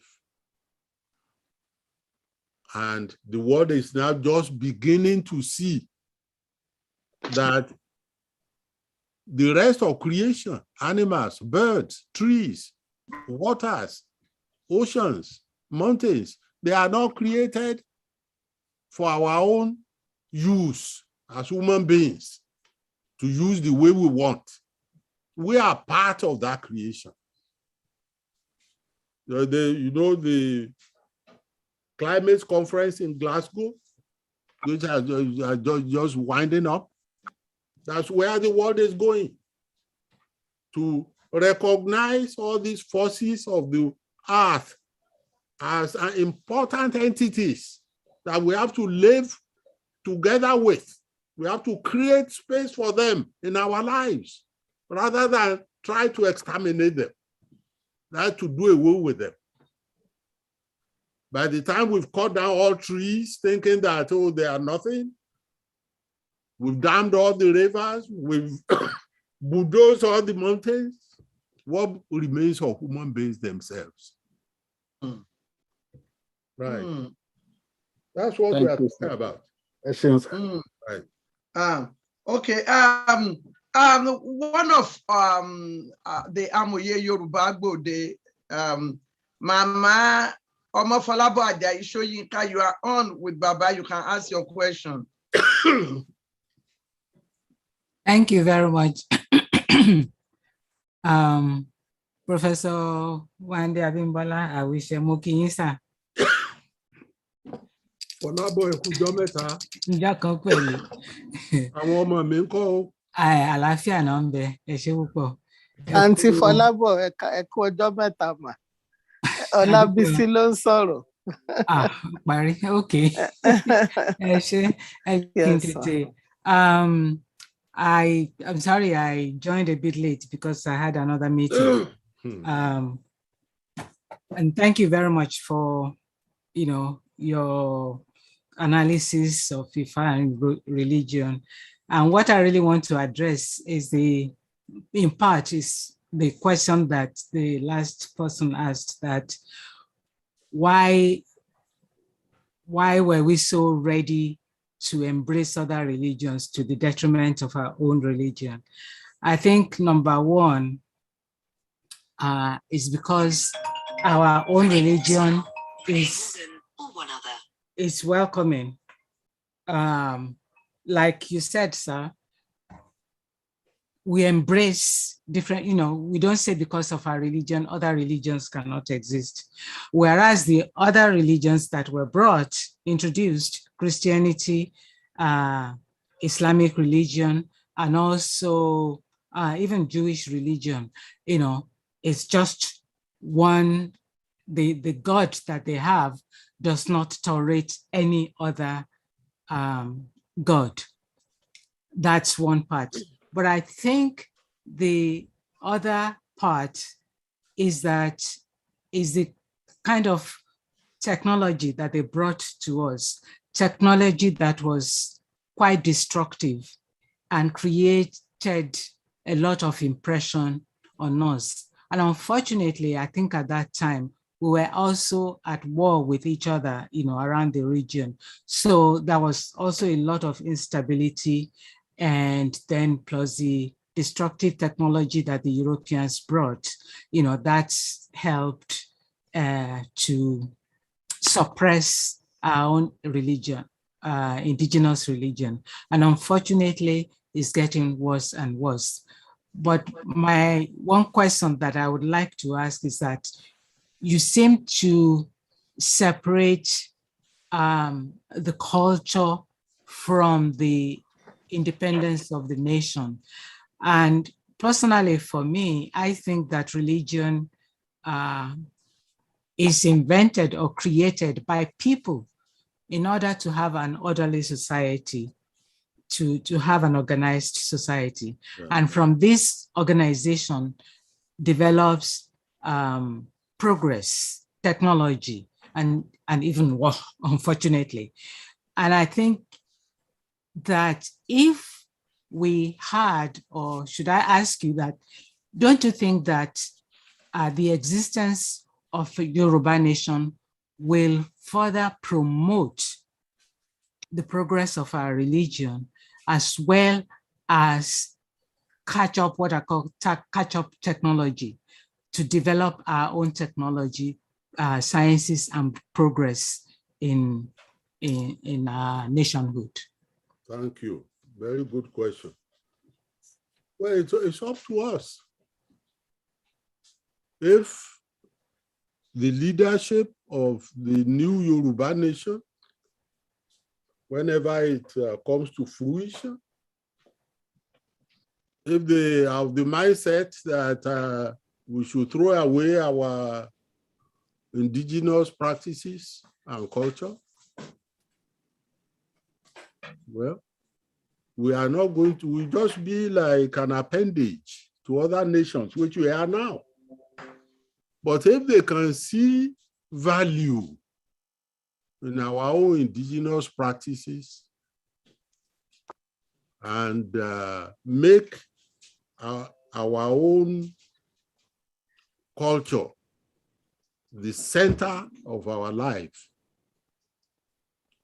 to the extent that people will come from all over the world to come and celebrate us, celebrate our beliefs, celebrate our ancestors, very quickly, the new Yoruba nation will become an important place in the map of the world. So we need to question those people who say anybody who wants to lead us, where does he stand as far as our culture is concerned? Where does he stand? It's very important. Well, the issue of tourism that we just mentioned, that we discussed before, just imagine why we are taking billions of dollars to Saudi Arabia every year or to Jerusalem. Why can't we also create something in Ile-Ife, in Oyo, in Ijebu, in Ilesha, in Ekiti, all over Yoruba land, that people can come and see and participate in, so that they will not just use us as appendages or to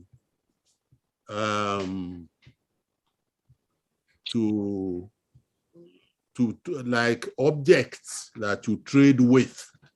Bígbà tí wọ́n fi wá ṣòwò, wọ́n fi aṣòwò, wọ́n fi pawó. So we need to make this an abiding issue with anybody when we right now, even before we go too far. Ask where do you stand? Do you think Yoruba land is a land of sinners? So everybody must be a Christian? Or everybody must be a Muslim? Or do you think our culture is worth something that we need to carry along in the new Yoruba nation? Yeah, that's what I'm saying. Mind you, I don't have anything against Christianity or Islam or whatever, but I've never practiced it. When we are speaking like this, when I was a child, an old woman will come up and salute Oya. Ọlá rẹ lèmi ọ jẹ, n ò ní ṣègbàgbọ́, n ò ní kírun. Láńlẹ́gẹ́, ọlá rẹ lèmi ọ jẹ, It's in the honor and glory of Ifa, of Oya, of Kabiyesi Ṣàngó, of Ogun. That is where I will find my own glory. Thank you. Thank you, sir. Dr. Ogunleye, Dr. Ronke Ogunleye, you are on. Ẹ ṣeun ma. Ẹ ṣeun bàbá wa, mo fi ti tọ̀wọ̀tọ̀wọ̀ kí yín, mojúbà o, ẹ kúrọ̀lẹ́.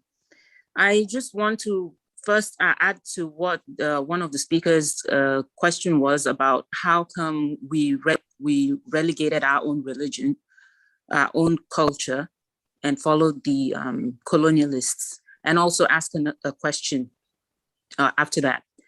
I wanted to say that every culture educates its children in their way. And the colonialist knows this. That's why when they came in, and they did it to Native Americans as well. When they came in, they took all the children to boarding school. And that's where they programmed the children on the colonialist tradition, culture, and religion. And by the time the children grew up after secondary school and came back home, their own ancestral religion, culture, and tradition became foreign to them, and they looked down upon it. Exactly. That's one. Secondly, the colonialist system that was established became a system to look forward to, to look up to if you want to progress. So our people could not go to a hospital and get treated unless they proclaim the religion. They could not get certain amenities. They could not get jobs unless they are that religion. Exactly. It happened to me in the north. I grew up in northern Nigeria, and I had to change my name to a Muslim northern name to even be allowed in the system. But eventually they found out and they threw me out. And I'm glad I came back to Yoruba land. But this is how it's always been in every colonized state. You want recognition, you want economic viability, you have to be part of that system. So that's why our parents and grandparents had to turn that way. So it's not that they voluntarily just threw theirs away. But now I'm glad we're all coming back. And this is my question to you, Babawa. Is it possible to now re-educate our children in our own culture and tradition and spirituality through the schools they go to? After all, we have to take Islamic religious knowledge, Bible religious knowledge. Why not indigenous religious knowledge as a core course in every school? Then when the child grows up, they can decide which one appeals to them. That's my question, sir. And drive initiative. Thank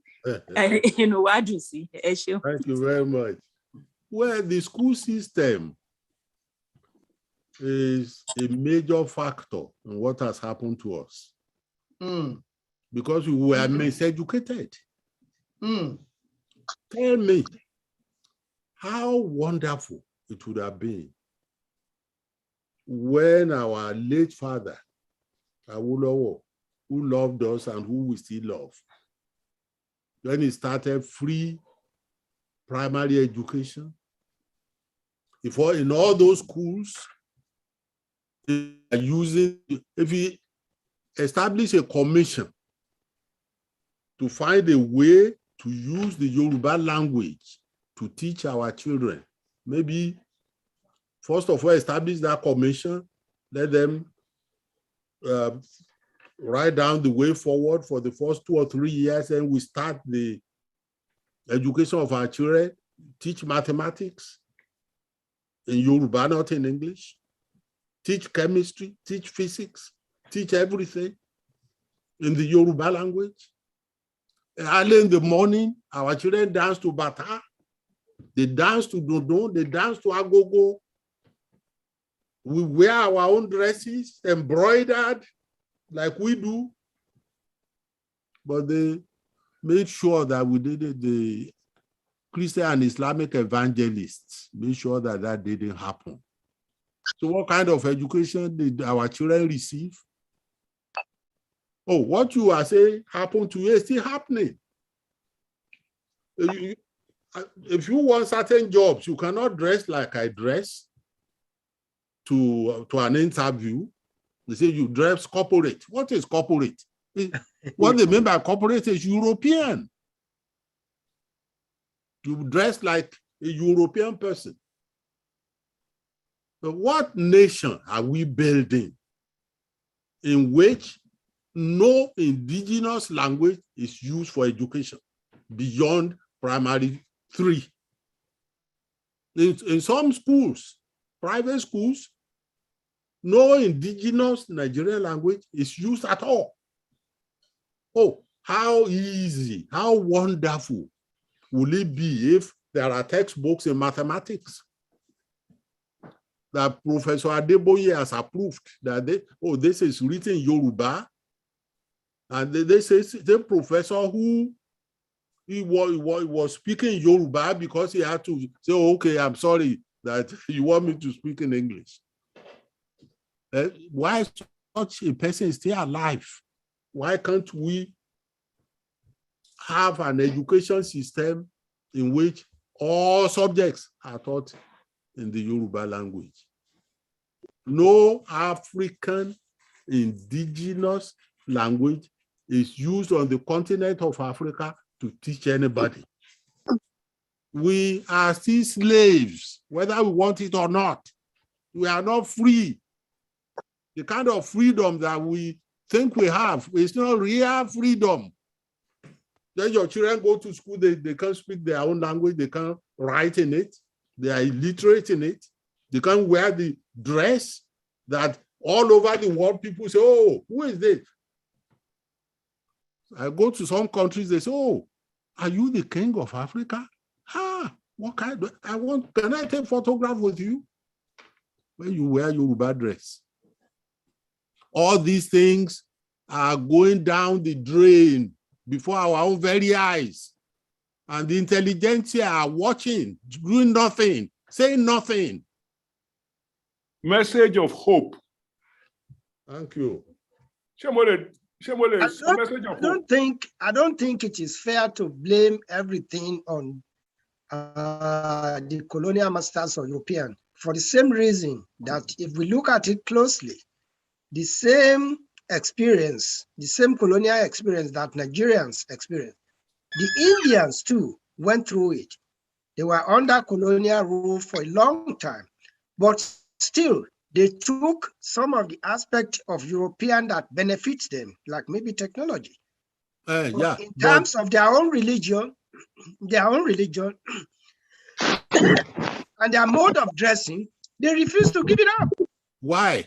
Because they still practice their own religion. We are trying to run away from our own indigenous practices. That is the problem. Message of hope. We cannot only blame the Europeans. After who are you going to blame? If they are to be blamed, why not blame them? What's the problem? We cannot continue to blame them forever. We have to engage in self-evaluation. If we have parents now who are still proud that their children can speak good English, but they cannot speak Yoruba, there are so many Nigerians there in Nigeria. I'm not blaming proud of Europeans. I am saying, what can you do yourself? I establish a school. I am not a rich man. I send thousands of dollars home every day. What can you do yourself? That's what I'm saying. Yes. Sir.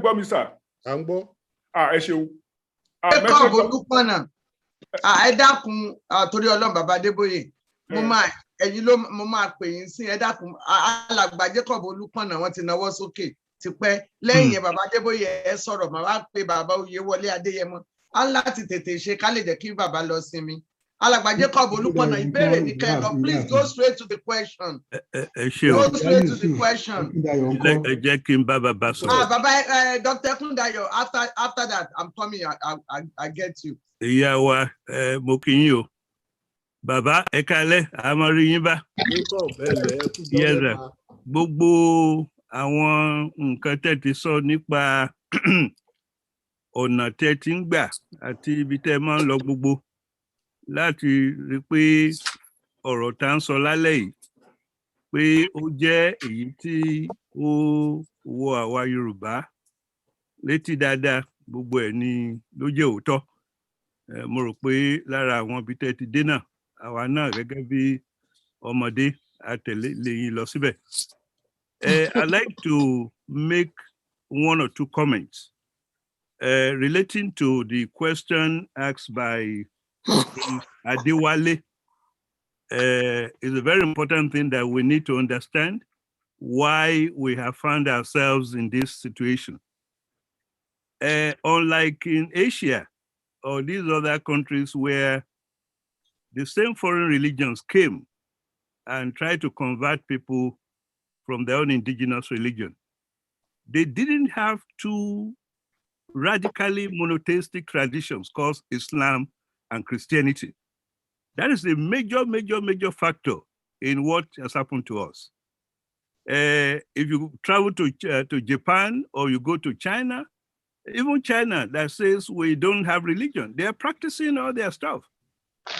You find shrines to Buddhism and Shinto in the same compound in Japan. They don't have that kind of problem. And somebody had mentioned India. But Islam and Christianity are two traditions that are totally, totally intolerant of other faiths. And that is one factor that I think happened to us on the continent. It's very interesting that Baba talked about the age of ignorance, his book. And I pray and hope that you will complete that book. Islam used that same term, the Jahiliyyah era, which is the age of ignorance. They assumed to be the age of ignorance before Muhammad came on board, and the revolution in Mecca, happened. So that's a factor. Another thing I want to mention is that we must try as much as possible to establish that Yoruba religion, indigenous religion, and all of them do not support occultism that has become so demonized. And that has become an issue, in how people talk about Yoruba or indigenous tradition. Because this was not practiced, you go to the universities now, some people will get together, they say they are practicing indigenous religion. They are drawing blood and doing all kinds of crazy stuff. That's not Yoruba religion. That's not African religion. So the process of educating the youth, particularly some of these folks in the universities and high schools, I think is absolutely, absolutely important. The third factor, and that's the last I mentioned, is that I want to thank Baba for the initiative he has made in spending his own personal money to establish an EFA school in Oyo and also the center. Now, even if we have to go back to the value system and the knowledge, epistemology that sustained our people before even we were born, it is worth even trying. And I mean, look at what happened when COVID came. COVID came, we didn't have the resources. The West refused to give us or share their resources with us. People went back to the indigenous tradition, particularly the healing system, the herbal, the herbal medicine to respond to, and I personally think that was one of the reasons why we were able to fight COVID. If you look at things they will never take before, if you drink dongoyaro is like chloroquine, and people have confirmed in the West that there is benefit in going back to these types of sources of knowledge and the practice of medicine, and so we should appeal to our university experts. We should appeal to those doing medicine. We should appeal to those in pharmacy. That there is strength in this tradition. Thank you very much. Thank you, sir. Professor Adeboye. Bro, how are you? Nice to hear your voice. Thank you, sir. Baba Adeboye, then I'm going to call Ametu. And Okay. Professor Wande, the first thing mo fẹ́ sọ ó ní pé ńgbà míì a máa ń gbàgbé pé fún bí. Oh my God. Okay, I'm back to. Sometimes we forget that for 300 years we were taken as slaves to the Americas, among other places, and that it was a Christian priest, Father Las Casas, who pointed the way to the Holy Roman Empire that was suitable for slavery. And when you are talking about West Africa in particular, but all of Africa in general, has been susceptible to the forces of the Holy Roman Empire, we were scattered, we were dominated for 300 years by the forces of arms before any notion of Christianity came to us. Meanwhile, from the other side, the Arab slave trades that started in the 1800s and took our people to the port of Basra had already weakened us before the Europeans came. So that when we are talking about comparing our reactions to Asia, we are wrong. Because Asians were not massively enslaved and abused for years and made to doubt themselves, to lose confidence in themselves when they were colonized.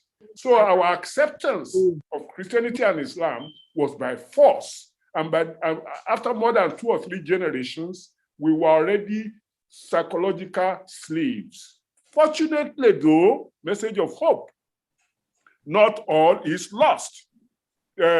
We came back, we were born into this thing, we have brains, and we didn't get completely lobotomized. So I met Dr. Oludumare at Osogbo. I don't know if you will remember.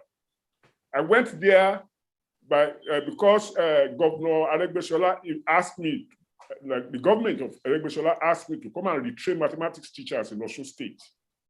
I went there and I decided that retraining high school mathematics teachers, I had to do it in Yoruba, that I had to bring all the mathematics that is resident in Yoruba culture. I call it PUMP, primary underutilized PUMP in Yoruba culture. And the students, and that is the teachers, challenged me. Our supervisors were on mathematics, they did Yoruba. Whereupon they didn't know that many of the people in the audience, about 8 of them out of about 70, were supervisors. One of them jumped up and says, in Professor Bani Keshe, in other words, even in 2013, it was clear to the supervisors that mathematics for high school, the way I wanted people to do it, was far more understandable than the way we have been doing before with civil Durrell and what have you. So there is hope. Let's not let the past keep us tied down. Let's look forward about what we can do, and that's why Professor Abimbola said, our intelligentsia, whether we are locus, we have a responsibility to take things from where we found them and move forward. We are not going to spend too much time regretting the past, no matter how much we didn't contribute to it. We should look forward into the future, look at our own energy, our own power, our own intellection, and use them to reshape the land and to cure ourselves. If I knew all I'm taking now is questions, because I don't want people to go. We need to let Baba go and rest. So I'm taking only a few questions. If it is not questions, please, let's leave the commentary for now. I don't want people to go away having the question in their mind when other people will just, there are a lot of commentary that are very, very good. I thank them for that. But now let's limit it to one question. And then in 5 minutes, we are going to let Baba go, please. Yes. Bameto. I think my question goes to, in which way can Professor Wande assist in getting this thing across? Well, let's have this curriculum teaching Yoruba in probably from primary school to whatever. So can you influence? I mean, maybe you can use this influence to get to all those ministers of education from different states to introduce this to them. Is there a way that thing can be achieved? Hello? I don't think so. At present, the way Nigeria is politically, I don't think there's anybody who has that kind of influence. But we still have to continue to fight for it. But unless and until we are ready to use our own languages, like Yoruba. Yoruba language is probably the second or third language of Africa that has been used to write novels, we have weekly magazines, we have monthly magazines. The language is a very popular language and it's being used. The only other language that may be used more is Arabic and probably Swahili. Both are not indigenous to Africa as such. We have to find a way to train our children to teach them in our indigenous languages. We are not alone in that. The whole of tropical Africa is in that. We have the same problem. Our situation may even be better than the situation of a place like Benin Republic. There are so many countries of Africa where no African language is used at all. Just imagine the insult. Portugal. I don't think the population of Portugal is more than 15 million. The land mass of Portugal may be less than Oyo State, than that of Oyo State. They conquered the whole of Brazil, introduced their religion there and their language. Brazil is slightly more than half of the South American continent. In Africa, there are 4 huge countries where people speak Portuguese and they use Portuguese in school. Slavery and colonialism has not ended. No. If you really think you are an intellectual, at least you can free yourself. If you cannot, you don't have the ability to free the masses. First of all, free yourself. Mm-hmm.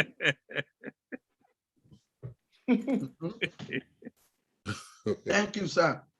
Alagba, and that is what we are telling them. If your children are not speaking Yoruba in the house, so how are you going to free yourself? Alagba, Tunji Atewologun, one question, just one question. Kalesa, Baba,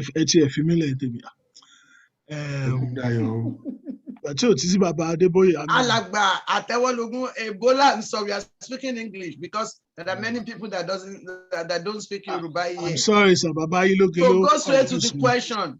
Baba Ilogelo confused me. I'm sorry. Sir. Baba Abimbola, sir. First of all, there's somebody that said I should send greetings to you, sir. Dokita Adeleke Atewologun. Wọ́n ní kí n máa kí yín, sir. Ẹ bá mi kí wọn o. Yes, sir. Wọ́n nígbà tí ẹ jẹ́ VC páwọn wà ní lecture pẹ̀lú ńgbà yẹn pé ẹ ràn àwọn lọ́wọ́ gan ńgbà yẹn. Mi ò rántí mọ́. Okay. All right, sir. Nígbà tí mo wà ní secondary school, sir. English. When I was in secondary school, O-level physics. I did O-level when I was in Form 4 physics. And my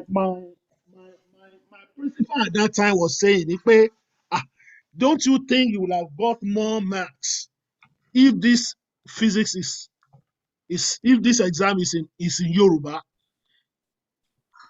Money, but wọn kọ́ wa ní physics ní Yorùbá, so báwo la ṣe fẹ́ ṣe exam ní Yorùbá? Ó wá nígbà táwọn wà ní Forabe College wípé ìwé tí bàbá Crowther kọ làwọn fi ṣe, I mean the book that was written by Ajayi Crowther in Yoruba, that they studied it extensively. That my principal, G. Adejumo, may his soul rest in peace. When we were doing all this, there is a possibility, sir. Is there a possibility that all these things, all these subjects will be taught in Yoruba at a point? So that when Baba Adeboye went to like Oshogbo to say, okay, come and learn this and teach it in Yoruba. WAEC, kí ni WAEC fẹ́ ṣe, sir? In several occasions, sir, wọ́n sọ pé WAEC pé wọn lè fún wa ní, they cannot say anything because it's a West African stuff, right? But ǹjẹ́ àwọn èèyàn tó bá pass, tó fail English, the people that failed English but have A1 in economics. Yeah.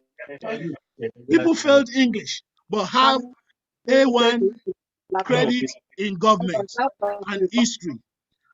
How come, sir, that we have to pass English before you can enter into any of our universities or into medical field or pharmacy, especially where we can put dongoyaro together to become liver coin? Thank you, sir.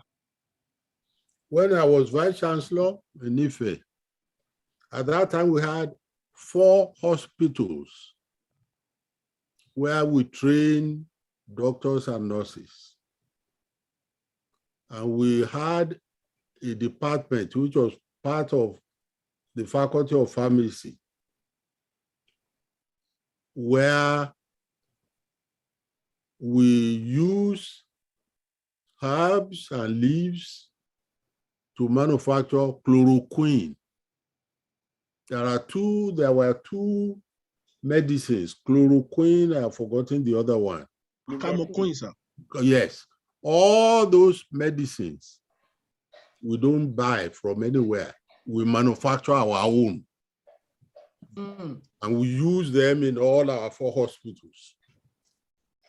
Right. There are lots that we can do to make life better for ourselves and for our own people, and especially for our own children and children yet unborn. We cannot continue in this slavery forever. The slavery that has engulfed us, the ignorance that has engulfed all of us, is not limited to politics. Everywhere that you turn, the African is in chains. We can free ourselves as intellectuals. We can be shining examples to generations yet unborn. That's what I try to make myself. And I've not seen, no policeman has arrested me as a result.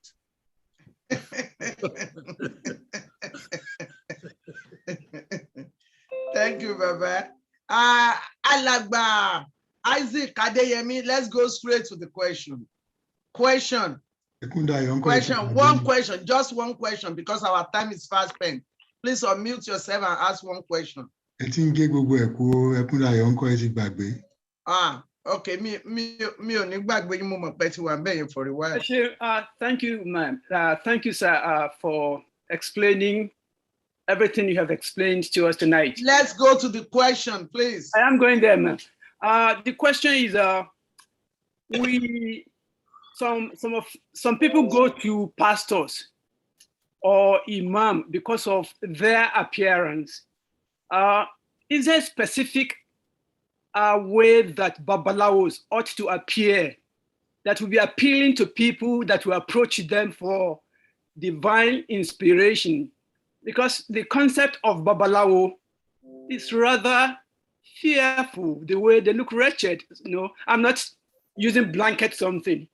Is there something, a criteria or criterion as to how they appear so that, you know, it can be appealing to people to approach them? Where do Okay, you thank live? you. Yeah. Do you live in Nigeria? For almost 40 years before I relocated. You've been living outside of Nigeria for about 40 years. No. I lived in Nigeria for about 40 years before I moved. Okay. How long have you been outside Nigeria? Very well today. 20 years. That's not part of the problem. They dress very, very well. It's not part of the problem at all. Today, many of them, the children that we taught that at the Ifa Heritage Institute, every year when we have graduation ceremonies, the last one, more than 10 of them came with cars that they have. People dress very well. That's not an issue anymore. Thank you, sir. And not only that they dress very well, I've not encountered a Babalawo who will be wearing coat and tie.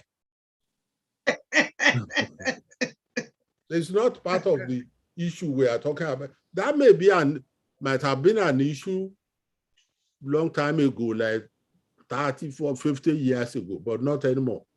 Thank you, sir. Dr. Ekundayo, one question, quick. Ask your question. Bàtí béèrè mi pọ̀ ẹ̀jẹ̀ ń dáhùn ẹ wá ń sọ pé ẹyọ kan nísìn. No question kan ni àgbà ní ìsìn mo ti ń pariwo. A máa jẹ́ kí bàbá lọ sinmi. Bàbá kẹ́pẹ́ o, ẹ ṣeun gan fún gbogbo ọ̀làjú tí ẹ wá fún wa yìí. Ẹ gbọ́ ẹ tọ́ fún wa, ẹ gbọ́ gbogbo bí ọ̀tá alágbára Èdùmàrè. Àṣẹ wà. Nǹkan kan tí mo fẹ́ béèrè ni pé ìkíní náà dẹ̀ lórí orí ẹ̀ tó rí mẹ́rin, ṣùgbọ́n ìkíní ni pé kí ni ìtumọ̀ orúkọ yẹn, nítorí a mọ̀ pé orúkọ gbogbo nínú àwọn orúkọ Yorùbá wọ́n ní ìtumọ̀. Kí ni ìtumọ̀ orúkọ tó ń pè ní Olódùmarè yẹn? Ìkejì ni wípé nígbà tí a bá ń sọ̀rọ̀ yẹn, gẹ́gẹ́ bẹ́ ṣe àlàyé ọ̀run àti ayé, bí níbi táyé dé yìí sì tó jẹ́ pé èdè àwọn tẹ̀mí ń pè ní Neanderthals òun là ń sọ. Báwo ni a ṣe lè ní òye èdè wa pẹ̀lú irú àwọn nǹkan bẹ́ẹ̀ yẹn bíi nítorí pé bẹ́ ṣe sọ yẹn, táwa bá ń sọ̀rọ̀ ní science àti gbogbo àwọn nǹkan bẹ́ẹ̀, a máa ń sọ pé physicality nìyẹn nígbà tó sọ pé Ṣàngó àti Ṣàngó Olúkòso ẹkùn òkè pẹ̀lú Olódùmarè náà wà ní ọ̀run tòkè. Àwọn aláṣekù náà wà ní ọ̀run ti ìsàlẹ̀ abẹ́ ilẹ̀, pé abẹ́ ilẹ̀ ni. Ṣé kìí ṣe physicality lẹ́ ń rí fásitì yẹn? Tó bá dẹ̀ jẹ́ pé sí physicality ni, èwo ni ti èyí tó jẹ́ spiritual ń bẹ tí ò ń ṣe just physicality? Ìkíní. Ìkejì. Ìkẹta ni pé kí ni ìyàtọ̀ láàrin ẹ̀sìn àti ọ̀sìn? Kí dẹ̀ ni ìdí ẹ̀ tó fi wá jẹ́ pé a wá ń pe Ifá ní religion nìkan tí ò ń ṣe pé Ifá kọjá religion? Nítorí téèyàn bá ń wá ìwòsàn tó bá lọ síbẹ̀, tó bá fún ní nǹkan, tó bá ka ẹbọ fún, tó bá ṣe, ara ẹ̀ á yá. Ṣé kìí ṣe iṣẹ́ profession nìyẹn rather than religion? Ìkẹta yẹn. Ìkẹrin, Christian evangelist. What has Olódùmarè got to do with gbogbo nǹkan tá à ń sọ yìí? Then ìkarùn-ún, wọ́n ti sọ̀rọ̀ nípa ẹ̀ tẹ́lẹ̀tẹ́lẹ̀, eléyìí ni máa fi yan lórí sà. Wọ́n ti sọ̀rọ̀ nípa ẹ̀, wọ́n sọ pé ní iléèwé ibi tó ti ń kọ́ àwọn ọmọ wa, bọ́dẹ̀ ṣe fi kọ́ àwa náà ní gbogbo ọ̀rọ̀ tó fi kọ́ wa. Ẹ̀yin náà dẹ̀ ti sọ pé miseducation. Kí ni ìdí ẹ̀ tó fi jẹ́, kí ni nǹkan tí ò jẹ́ kí àwa fúnra wa ká bẹ̀rẹ̀ sí change àwọn policies yẹn, kó jẹ́ pé àwọn babaláwo wa wọ́n á jẹ́ bona fide àti oníṣègùn, wọ́n á jẹ́ bona fide faculty ní àwọn ibikíbi tí àwọn iléèwé àwọn kìíní wa bá wà, àwọn schools wa. Kò dẹ̀ ní jẹ́ tertiary nìkan, láti primary school ni kò dẹ̀ ní jẹ́ èdè Yorùbá nìkan torí a lè kọ́ èdè Yorùbá láì jẹ́ pé a ní ìmọ̀ a kọ́ ọ̀rọ̀ Ifá sínú ẹ̀ a ní mọ̀ èdè yẹn dáadáa. Ẹ ṣeun bàbá ẹ jọ ẹ là wá lóye the ọ̀rọ̀ last yẹn. part, the first part, physicality of mi ò gbé ìbò débẹ̀ yẹn. I don't know what that means. But let me answer the last part. That's what I'm saying. All of us can do something. There's something we can do. There's something that the Nigerian government can do. But if they when they refuse to establish IFA Heritage Institute that UNESCO had approved, and they assigned that they would do, and they allocated money which was never disbursed, I stepped up and established something, and it's still going on. What we need to, if we can debate until doomsday, if the intelligentsia, people who went to school, or who have the capacity to understand what we are talking about, unless we know and agree that this is something important, we have to do something about it. Nothing will ever happen. Right? How many conferences have we all attended about things like this? It doesn't lead to anything. It will begin to lead to something when we feel concerned about it and we do something at personal level or within your own sphere of influence. And probably if we all work together, we can have a Yoruba state in future, in the near future, maybe, where we can decree that all our children must be taught in the Yoruba language. Ifa must be a subject. Or we need to put our culture on a pedestal. All these things we have to do. And I hope and pray that those changes will come. But justice delayed is justice denied. It's taking too long. Let us hope and pray that if all of us work together, things will begin to change in our own time. Sister Shola, can I quickly interject? I wanted to say something that my dad, add something. Yes, that the Yoruba is not only a religion, it's a world view. We have dance, we have drama, we have medicine.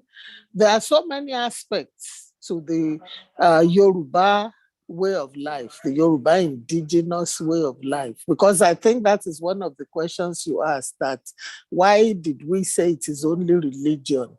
It is not only religion. It encompasses so many other, it's a complete worldview. Daddy, am I correct? Yes, of course. You are not correct.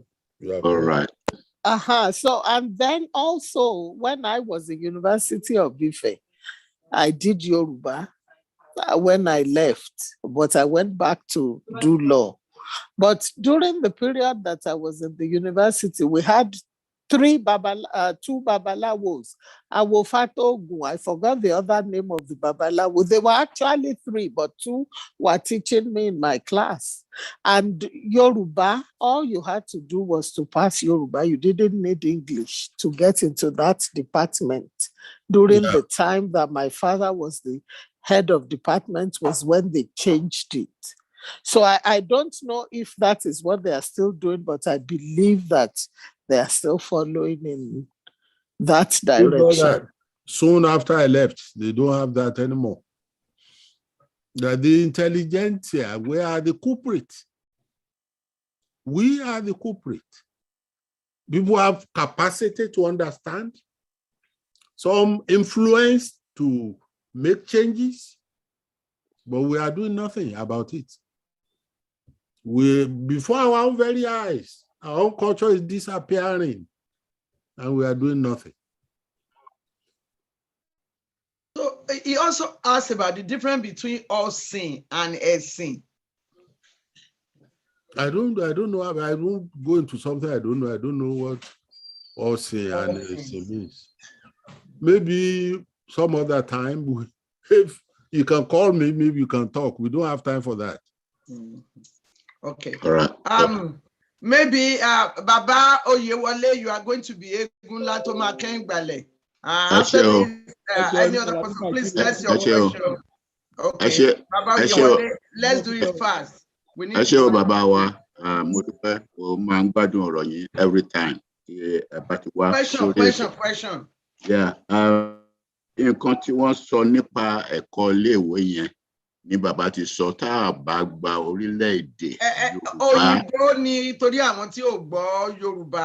But question ni a fẹ́ gbà tó rọ́jọ́ ti lọ. If we don't have a Yoruba nation, there's no way that the Nigeria will allow. Okay, what is your question, Professor Yewale? Yeah, please wait a minute.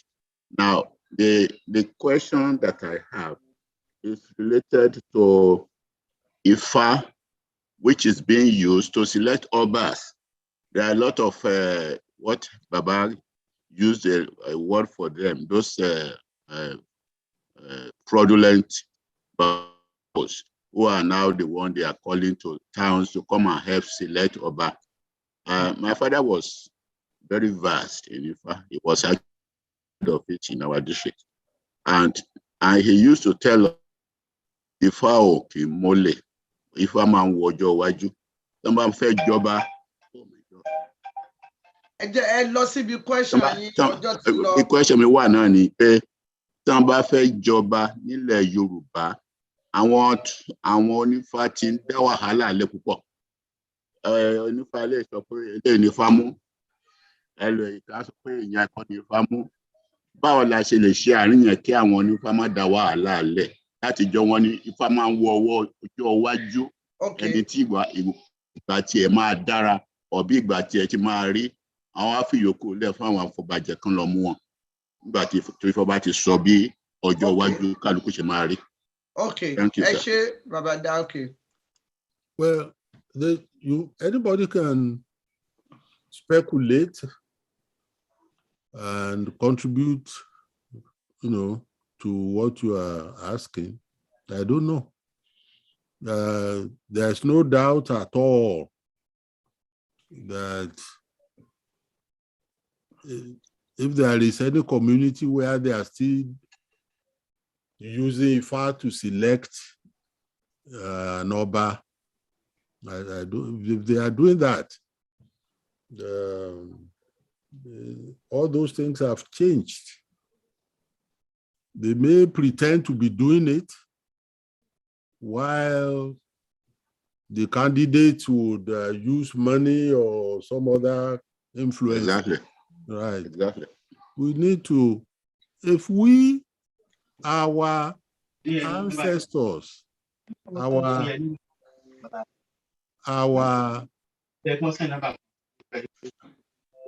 ancestors have left a legacy for us, which is enough for all Yoruba people to share. But unfortunately, we are bastardizing that legacy. Some have even thrown it away, that it doesn't, you don't need it anymore in the modern world. And we are not a small or infinitesimal number of people in the world. I started with that. People who call themselves Yoruba in the world are more than 100 million. So it's up to you, intellectuals. People call themselves professors, medical doctors, lawyers, intelligentsia in the army, in commerce and industry. We have them. But what are we going to continue to let our culture go down the drain? That's my message. We need to do something. If you can do something for yourself and your family, that's something you've done something. Before we go, there is a University of Ifa now established. Are you still there? Yeah, Benny, Baba. We are here, sir. Right. My son, Kolapo Abimbola, just established a university approved by the American government, where the courses have even started. The course on Ifa, they take a degree in it. There's another course on Orisha. They take a degree in it. There is a third course on Yoruba medicine at degree level. That's something. Yeah, it's doing something in that direction. Maybe there's something you also can do. Thank you. Thank you. Well, Alabi Bashiru, we tried to call you in, but you didn't talk. No, me. Yeah, you just put your name there. Your name wasn't there. It was your phone. Okay, ask your one question and then we go. For a long time. Okay, ask one question and that will be it. Only one question. Baba, I wish I forgot one. No, people glory ni Baba wa. Àwọn tó di gbogbo. What is your question? My question is Baba wa. Help wo lè ṣe fún wa táwọn ọba wálé àṣìṣe ìpàdé papọ̀ láti gborílẹ̀-èdè wa padà. Iṣẹ́ wo lè ṣe fún wa àbẹ́ ìrìn ó lálẹ́ rìn tá a máa fi jẹ́ káwọn ọba wa jókòó kọ́ pa òun pọ̀ sọ́nà kan because ó dàbí tọ́rọ̀ wa kọ̀ sí ní Baba àṣà.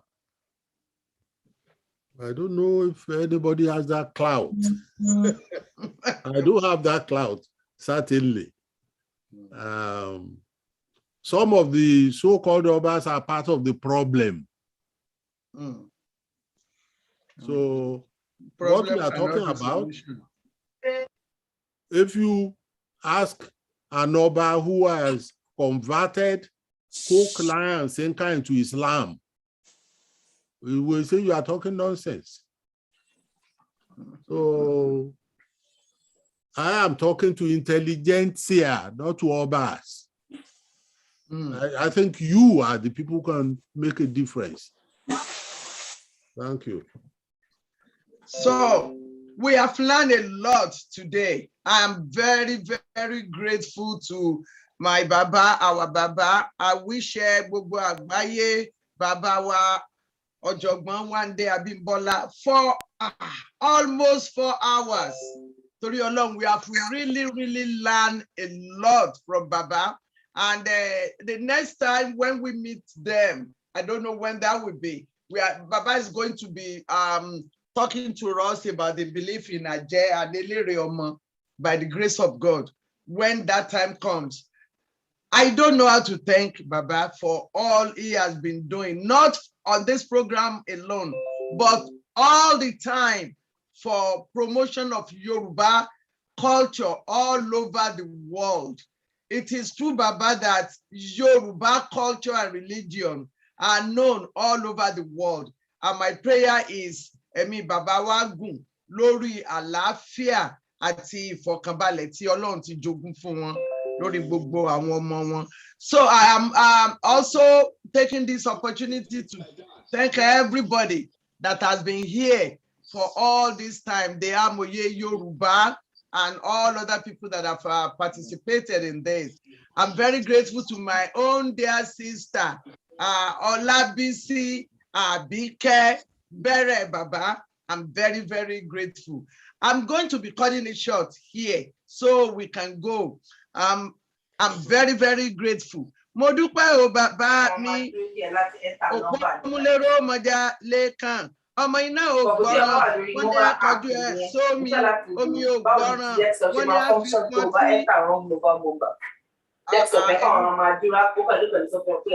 Who is that? Tani Bàṣẹ̀jẹ́ Òbítí Solẹ́rùn? Where is that coming from? I'm very, very grateful. By the grace of God, we are going to have you.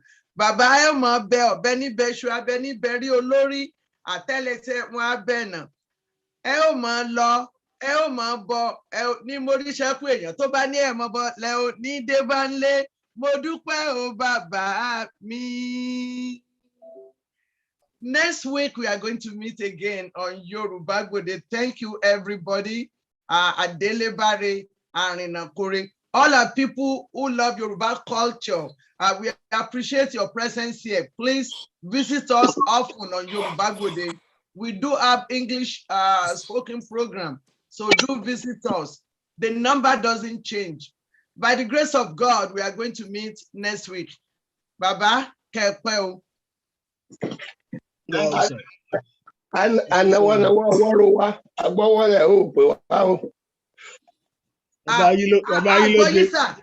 mo fẹ́ gbọ́ the last thing tí baba. Baba, please, ever wa on mute ya gbọ́ o. Mi ti fẹ́ ká má gbọ́. They will see dúpẹ́ lọ́wọ́ Professor Wande Abimbola o. Amora, we knew each other at University of Ife. I'm sure you remember. Okay, baba náà ń sọ̀rọ̀, ẹ jẹ́ ká gbọ́ nǹkan tí baba ń sọ ẹ jọ̀ọ́.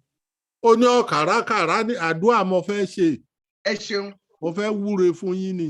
Ńgbọ́ jẹ́ pé èmi náà wọ́n fi jẹ àwíṣẹ Ifá. Ó ní àkàràkàrà ní ìyá gbá. Ọlọ́bọ̀ lọ ń bọ́ omi tágí. Wọ́n ti fá fún Ọ̀rúnmìlà. Wọ́n ní àrùn tí ń ṣe Fálẹ́ṣìn tún dé. Ọ̀rúnmìlà ní bọ́ bá lè dé kó dé. Ifá lárùn èsì ò lè ṣòun. Ọ̀rúnmìlà lárùn èsì ò lè pòun. Ikú á pín. Ọwọ́ á pín ní Ikú pín lágbẹ̀dẹ ṣẹ̀gún. Adìẹ òpin. Ikú awọ́ mọ̀mọ́ wá pín. Ọwọ́ á pín lẹ́sẹ̀ ọba tó wà bàlá èṣù. Ẹ ṣé o. Ẹ ṣé o. Bẹ́ẹ̀ ti wí ló máa rí. Èyí ẹ wí. Àrọ̀ mọ́ bàbá. Yókù di ọjọ́ mẹ́jọ gbogbo ẹ̀yin èèyàn pátápátá. Bàbá mi, ẹ bá mi kí gbogbo àwọn ìyá wa pátápátá, wọ́n ṣe wọ́n kú àtìlẹ́yìn. Ọpẹ́lọpẹ́ wọn. Ẹ bá mi kí màámi ìyá Ṣàngó àti ìyá wa Ajíṣẹ́bọ, wọ́n ṣeun. Pẹ́pẹ́ lowú ṣarọ́, a máa rí wọn pẹ́, a máa rẹ́yìn náà pẹ́. Ẹ bá mi kí bàbá yín lóge o, ẹ bá mi kí bàbá yín lóge. Àdúpẹ́ ayé lóge, o ṣé o. Ìfẹ́ àtẹ̀wọ́lógún àtayé lóge. Bàbá Adébóyè ó dàbọ̀ sà. Ọlábísí ló sọ̀rọ̀.